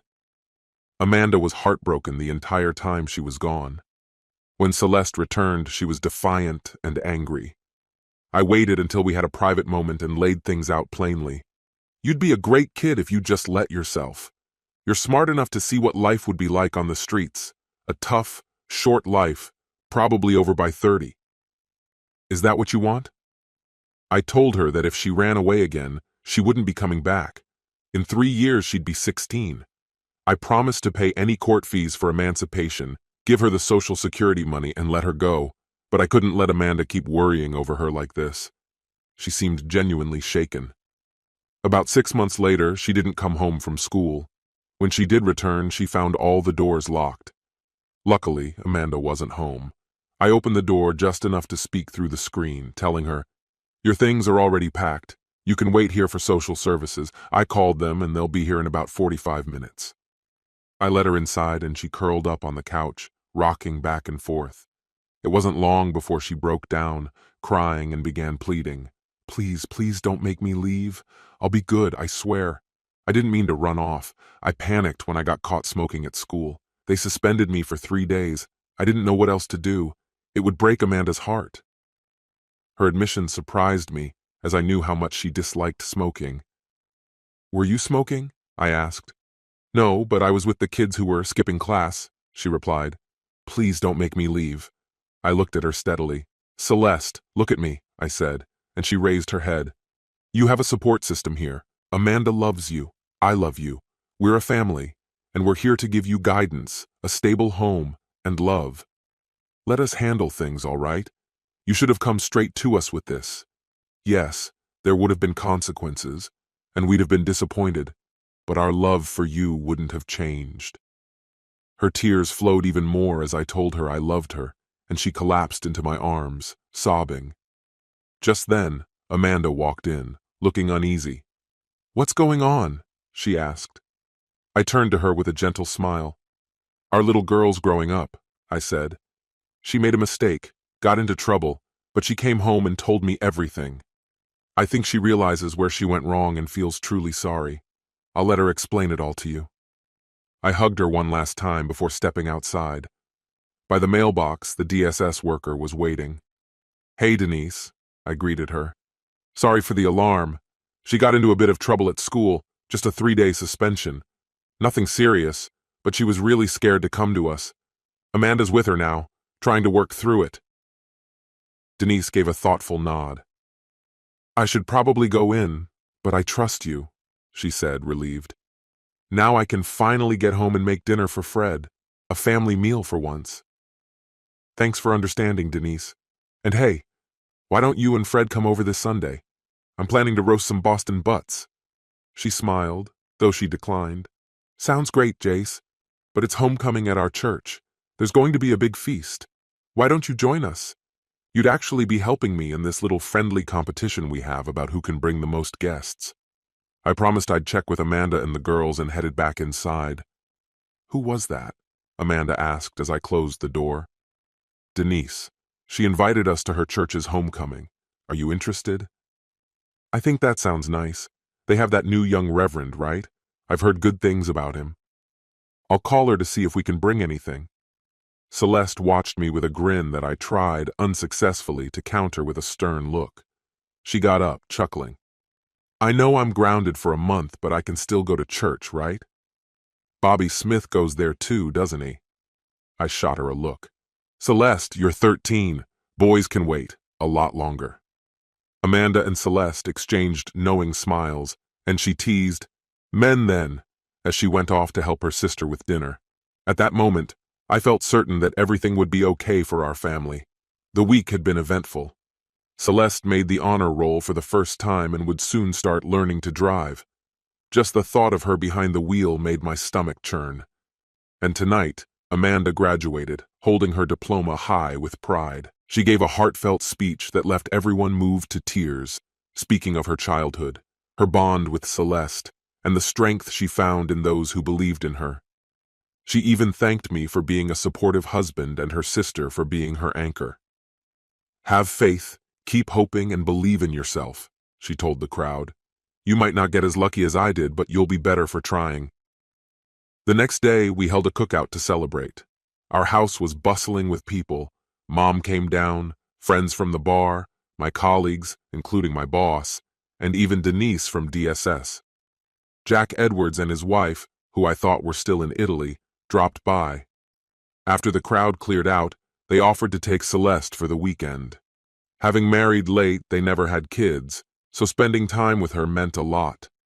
That week had been a whirlwind, but as I looked around at my family and friends, I felt a deep sense of peace. We were going to be all right. June cherished Amanda as if she were her own child. When Celeste was born, her joy knew no bounds. Every month, June would take Celeste for a weekend, giving Amanda and me a chance to spend time together. She'd always return with Celeste dressed in a new outfit. Mom joined in too, whisking Celeste away often, especially during the summer, so she was rarely home. When I voiced any objections, they quickly silenced me. "Those girls have had a hard journey, Jace," they'd say. "You were the best thing that ever happened to them." June would add, "I always dreamed of having a daughter and a grandchild. Thank you for giving me that." They'd smile and remind me not to complain about the way they doted on her. "Here's a thought," Mom suggested with a grin. "Why don't you give us a few more grandkids? It'd make sharing a bit easier." She finished her playful speech, just as we noticed Celeste nearby, tears in her eyes. The women hurried to comfort her. Once she'd calmed down, I started to ask her what was wrong, but Amanda gently stopped me. Then June chimed in. "Jace, listen to your mom. Amanda, you too." "We're not getting any younger," Mom added. "Give us more grandkids while we still have the energy to keep up with them." I glanced at Jack, who just smiled and nodded. "It's a wonderful idea," he said. Celeste gave me a long, tight hug before she left. Our bar visits became less frequent. Life with kids changes your priorities. Sometimes I'd stop by after work, but mostly we were busy with Celeste's activities. Amanda took on the role of supermom, shuttling Celeste to band practice, soccer games, and everything in between. I did my best to make it to as many of her games as my schedule allowed. One warm Saturday after a soccer game, I overheard Celeste and her friends excitedly talking about where to celebrate their win. She was starting to go out with friends in groups, something that stirred a bit of unease in me since they often paired off. Amanda noticed my concern and said, "You can't stop her from growing up. It's good for her to have this practice before she starts dating one-on-one." She reassured me that most of their outings had chaperones, except for the occasional movie or mall trip. "Trust her, Jace. She won't let you down." It was right around Amanda's graduation, and we were at a church event when Celeste and her friends asked to go for ice cream afterward. I walked over to join them. "Ask your dad if it's okay," Amanda prompted. Celeste looked at me, batting her eyes. "Daddy, can I go with Mrs. Jenkins and my friends for ice cream?" Her words hit me, and I felt a lump in my throat. "Of course, sweetheart," I said, handing her a 20. She giggled, took the bill, and ran off, calling back, "Bye, Mom! Bye, Dad! I'll be back by 7. Afterward, Amanda had to drive us home. From then on, we became Mom and Dad. Amanda laughed and said, "It's just simpler than explaining every time someone brings it up. Besides, you treat me like your daughter, and I love it." I realized I loved it too. Shortly after, our friend Sam suffered a mild stroke. Although he wasn't in critical condition, he needed to slow down at work. All of us pitched in to help, but Helen struggled to keep things running smoothly. One Sunday after church, as we were preparing for a bike ride with Celeste off with friends, Amanda turned to me, looking serious. "Before we head out, I need to ask you something," she said, her tone earnest. "Please let me finish before you respond. This means a lot to me." A bit apprehensive, I nodded, hoping it wasn't bad news. "I love being Celeste's mom and your wife," she began, "but Helen really needs support, and I want to put my degree to use." She explained that she'd spoken with both Helen and Sam, and they'd come up with a plan. Amanda wanted to go back to work at the bar, but not just as an employee. She wanted to become a partner. Helen would manage the bar, Sam would offer support, and Amanda would oversee the kitchen. "Will you think about it?" she asked. During our ride, I let her words sink in. As we stopped by the bar, I took a moment to look around with fresh eyes. It was a good place, but it needed some attention. Helen joined us, and Amanda went off to the kitchen. Helen leaned forward, her expression thoughtful. "It's a lot to think about," she acknowledged. "I don't want to lose my wife to a business venture. You know my past, and I'm not a fan of mismatched schedules. Besides, we need to consider Celeste, and I'll need a clear picture of the financials." In truth, I knew I'd probably end up agreeing. Helen understood that I had a hard time denying her anything. She gave my hand a reassuring pat. "You won't lose her," she said warmly. "She's already got it all mapped out. Once things are up and running and everyone's trained, she won't need to be away much. She's got big plans." It was true. Her excitement was contagious. We discussed it all as a family, and I'd handed over control of our finances to her years ago since she had a talent for managing money. I kept a general idea of where we stood, but she usually took care of paying the bills. All our vehicles, including the minivan we bought for Celeste and her friends, were paid off. We had purchased our home when our lease expired, a modest place that suited us perfectly. With a solid down payment, we'd managed to keep the mortgage low. By this point, I held a 4% stake in my company and earned a good income. Our savings were solid, so financial concerns were minimal. Eventually, we invested in a 30% share of the bar. We put money into renovations, upgraded the kitchen, and held a grand reopening. Business picked up immediately. The old regulars loved the refreshed ambiance, and new patrons were drawn in by the inviting atmosphere. The bar now opened at 11 a.m. to serve lunch. Amanda worked wonders in the kitchen. Classic burgers and hot dogs were still on the menu, but she introduced creative toppings like avocado, hot peppers, spinach, and a range of cheeses. Some hot dogs came with grilled onions, mushrooms, hot mustard, and dill relish. Instead of standard fries, she offered home fries, thinly sliced and soaked overnight in various seasonings. She also started making homemade soups like cheesy potato with bacon bits, creamy tomato, and an herb-filled pork stew that became a fan favorite. Amanda's big addition was a gas grill, where she prepared seasonal grilled vegetables. She bought as much as she could from local farmers, displaying a chalkboard showing which farm provided the day's produce or meats. The farmers appreciated the partnership, and soon, even the regulars were comparing notes on where the best ingredients came from. It was a sight. Tough-looking bikers debating whether the pumpkin or butternut squash soup was superior. Amanda also introduced a wine list featuring local selections, including Jax's wines. Since regulations prohibited wine in establishments with pool tables, we decided to remove them. Helen and Sam were fine with it. They'd often cause trouble anyway. We added 8 new tables in their place. Helen took charge and made arrangements with a local brewer to feature their beers on draft. Word spread, and a food critic eventually visited, though we didn't realize it until a rave review appeared. "The best hidden gem in the state," read the headline. The article praised Sam's Bar and Grill, a 75-year-old establishment located on Swan Pond Road just outside the city. With Amanda's culinary additions, it had gained a new spotlight. Regulars may have preferred the place stayed local, but there was no turning back. The bar now attracted a diverse crowd, from blue-collar workers to college students, who all mingled with ease. The only time voices were raised was during a debate over whether rosemary or basil belonged in the pork stew. I backed the biker's choice of rosemary, partly because he was bigger and partly because I liked rosemary too. The review highlighted the bar's simple, well-seasoned dishes at reasonable prices, noting the excellent service, relaxed ambiance, and spotless cleanliness. With a sanitation score of 102, just shy of perfect, the critic complimented Mrs. Gooding, who promised to achieve a flawless score within 6 months, even if it meant pushing her staff. Being just outside city limits, the bar served only beer and wine, not hard liquor. Helen, who managed the place with her husband Sam, mentioned they didn't plan to apply for a liquor license, even if the laws changed. "It's simpler without liquor," she explained. The bar retained a classic, saloon-like charm, featuring local beers and wines alongside popular national brands.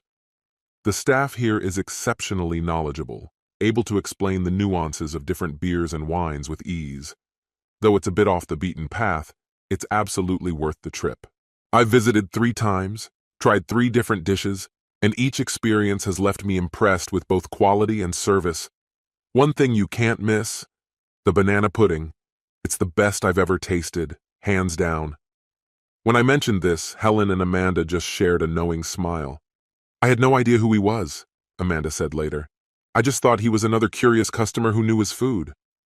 Celeste and I often dined there on Amanda's shift. Whenever we did, Amanda would take her break to join us.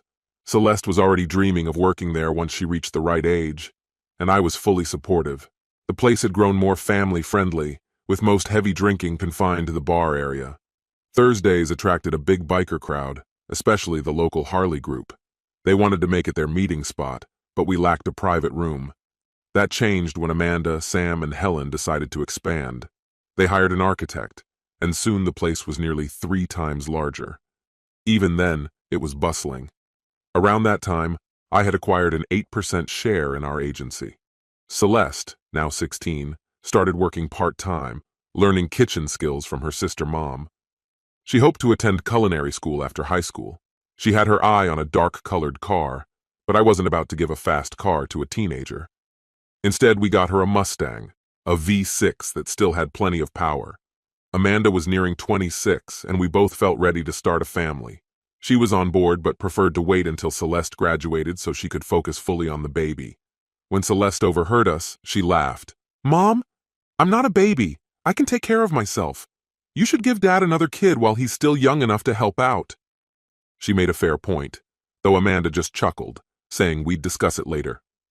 Meanwhile, our business was thriving.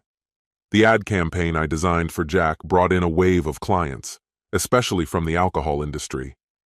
We were now handling accounts for 2 more wineries, 3 breweries, and were in talks with a local distillery gaining national attention. During a regional conference, I unexpectedly ran into an old friend, Ada. We hadn't seen each other in nearly 6 years, and she looked even more beautiful with time. I spotted her first and approached quietly from behind. "Still have strong feelings about color lines?" I teased.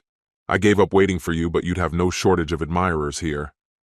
I hugged her as I spoke. She was startled, but then recognized me and hugged me back.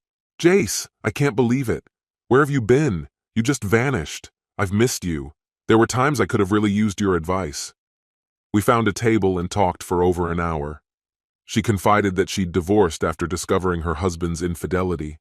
Apparently, he hadn't been as particular about color lines as she was. She found him with a thin blonde. He'd sworn it was a one-time mistake, and they tried counseling. Just as she thought they were rebuilding, the woman got pregnant. He vanished, not even showing up for the final divorce hearing. I held her hand. "I'm so sorry, Ada. Are you seeing anyone now?" "No," she replied. "It's still too fresh, and I need a change. The agency I worked for got bought out, and I can't stand the new management. They only keep me around because I'm good at what I do. But I need something different." I handed her a business card and grinned. "Ever thought about heading south? Think it over and give me a call." Unexpectedly, she took my card. Before we headed out, she showed interest in my life, so I told her a bit about it. I held up my hand to reveal my wedding ring, grateful every day for what I have: a loving wife, a wonderful daughter, a fulfilling job, and a group of close friends. I shared photos of Amanda and Celeste with her, watching her eyes light up as she admired them. "How did you end up with someone so beautiful?" she asked, marveling at Amanda's looks and how much Celeste resembled her, despite having a different hair color. "Did she have a daughter at 6? She joked. I laughed, clarifying the ages. She hugged me, genuinely happy for the life I'd built. Looking back, it was strange how neither of us even mentioned Becky. 2 months later, my boss called me into his office and tossed a resume onto the desk. "Take a look. She listed you as a reference and claims you trained her. Does she have what it takes?" I glanced at the paper and couldn't help but smile. I might have taught her a few things, but honestly, she's a natural. She's even better than me now. If we can manage it, we'd be smart to bring her on board. He nodded. "All right, hire her. She'll report to you." Then he grew serious, looking me in the eye. "I haven't told anyone else yet, so this stays here," he said. "I'm sick, John Charles. It's bad. I've got a brain tumor." He explained that the tumor needed immediate removal, or it would be fatal, with only a 50-50 chance of survival. He'd spoken to his wife, Gloria, and they agreed that I should run the office in his absence. If he didn't make it, they'd need me to keep things going until Gloria decided on the future. Our close-knit circle of friends was heartbroken by the news. He and Jack especially had been friends for years. The day of the surgery, our entire office showed up, including Gail. Many of his other friends gathered too. He called us in one by one, wanting to say goodbye just in case. Ken, June, Amanda, Celeste, and I took turns comforting Gloria. When we weren't with her, we were praying in the chapel, hoping for his recovery. The operation took 5 long hours, and when the doctor finally emerged, we all held our breath. "So far, he's doing fine," he announced. "I'm optimistic about his recovery." The relief was overwhelming. We hugged, cried, and thanked both the medical team and God. Soon after, Ada joined our team, and she quickly became my trusted right hand. Amanda and Celeste took to her immediately, and she soon became a cherished part of our friend group. Eventually, the matchmakers among us, especially the married women, tried to set her up, but she resisted, insisting she wasn't ready yet. She spent a lot of time at our usual bar, and before long, everyone there knew she was part of our circle. I remember vividly when a friend invited her on a poker run. He was a massive, bearded man with a gentle soul, especially around kids who adored him. His marriage had ended painfully. His wife had cheated repeatedly, leaving him shattered and calling him weak. To make matters worse, her new partner insulted him, which sparked a confrontation. Sam and I bailed him out and got him a lawyer, but the experience scarred him, and he hadn't thought about dating since. until Ada accepted his invitation, with the caveat that they go on a casual date first. Whatever happened on that first date must have gone well because at the poker run, they couldn't stop smiling. 8 months later, she had a beautiful ring on her finger and was 3 months pregnant. Then, out of the blue, my life shifted again. A woman named Alice Johnson reached out, asking if we could work on a campaign for her. Alice was different from the usual clients. She actually had a solid plan. I was taken aback. Most clients come with weak ideas, determined to push them through, and when things flop, they can't grasp why. I usually redirect them to someone else to avoid inevitable disappointment. But Alice was different. She was a personal manager for fighters and, more notably, newly related to Bettina Bang Bang Burke, now Bettina Stewart, a middleweight MMA champion. This campaign wasn't for Bettina directly, but for a cause close to both their hearts. It was for a charity they actively supported. I had my doubts, but agreed to meet with her anyway. Ada and I picked Alice up from the airport, went out for lunch, and she shared her vision. It was smart, rare for a client. We refined it, tested it in focus groups, and decided to move forward. Before long, our ads appeared everywhere, particularly on billboards and in print. The campaign was called Got Love. Think of it like the Got Milk campaign, only instead of milk, it's centered around love, specifically adoption. Our slogan, Got Love, was for the National Adoption Coalition, an organization dedicated to finding children loving homes. The campaign gained traction across the country, featuring well-known individuals who were adopted themselves, posing with children awaiting adoption, often from the celebrity's hometown. Each ad encouraged viewers to consider adopting, and local dairies pledged donations of milk to orphanages for every adoption made through the campaign. We even kept the iconic milk mustache. Soon, high-profile people were reaching out, eager to join the cause. Rock stars, country singers, athletes, actors, Olympians, Nobel laureates, all adoptees, posed with their adoptive families. Some had adopted children of their own, strengthening the campaign's message. Betty and Mark Stewart, who had helped Alice kick off the campaign, posed for one of the ads with their newly adopted son. It was an immediate success. Thanks to this project, my company, High Country Advertising, won a national award. Howard, my boss, wasn't well enough to travel, so Ada and I went to accept it in his place. Her new husband, Roy, came along with his sister Amanda, adding to the celebration. Standing on that stage felt surreal. Ada and I gave our acceptance speech and made sure to invite Alice Johnson to join us, admitting how we'd borrowed her brilliant idea. We thanked her and everyone who recognized our work. The night ended with a mixer. Ada and I had a little wager going on. Whoever received the most job offers would buy breakfast. She got 16 offers to my 9, so I jokingly reminded her I wanted steak and eggs. Just as we were getting ready to head out, I was looking for Amanda when I bumped into someone unexpected. She looked both familiar and changed, carrying a hint of nervousness. "Hello, Jace. How are you?" I took a moment, studying her. She still had that beauty, just a bit fuller, her hair a little shorter, her lips a touch plumper, but unmistakably Becky, the woman I'd once loved. "I'm good, Beck. How about you?" She shrugged lightly. "Oh, I'm all right. Congratulations on your award.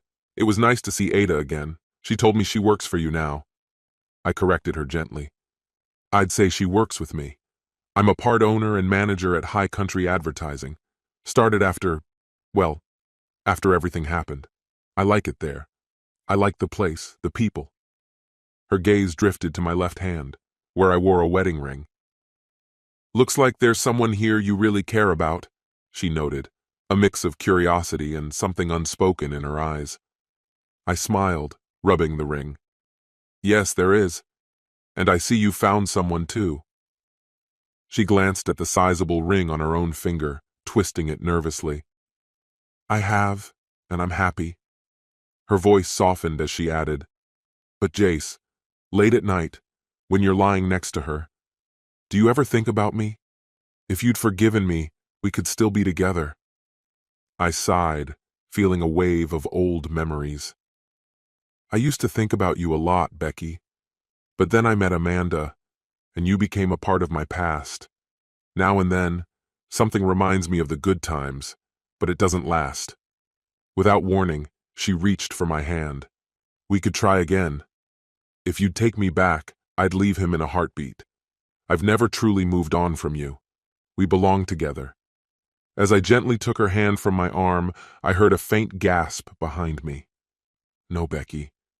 If we were meant to be, you wouldn't have betrayed me, and I wouldn't have found Amanda, I said quietly. She's more faithful and loving than you've ever been, Becky. I'm sorry, but I want you to have a good life. Without me. I turned to go, only to feel a gentle hand slip into mine. Who's your friend, love? Amanda asked with a calm smile. This is Becky, I replied. She's someone from my past. Becky, meet my wife, Amanda. There was no handshake, just a wary exchange of glances. Becky, in her mid-30s, stood in a simple black dress, while Amanda, at 26, radiated youth. Her emerald green dress matched her eyes, and her copper-red hair spilled down her back. I couldn't help but feel my own heart swell with gratitude. Amanda finally turned from Becky and faced me, smiling. Honey, she said, I know it's a bit early, but would you mind taking me back to the room? I'm feeling a touch of morning sickness this evening. She paused, covering her mouth with a hand, then let out a soft laugh. Oh no, I wanted to surprise you later. Well, it's too late now, I said, grinning. Congratulations, love. It's a boy. I thought I heard a quick intake of breath behind me, but in that moment, all that mattered was Amanda. I pulled her close, tears mingling with kisses as she laughed softly in my arms. After a few moments, she tapped my back, prompting me to loosen my hold. We celebrated at the bar, where Amanda accepted everyone's congratulations with grace. But later that night, when we got home, her demeanor turned serious. I know who you've been in contact with in New York, she said, her voice low. If I ever see you with her again, we're going to have a problem. Are we clear? I nodded solemnly, making a promise that it would never happen again. She softened, pulling me into an embrace. Thank you, love, she whispered. I also heard what you told her today. A small smile played on her lips. It was sweet, and besides, she added, we've got a little one on the way. This concludes the story. If you like it, then put your powerful like and subscribe to the channel.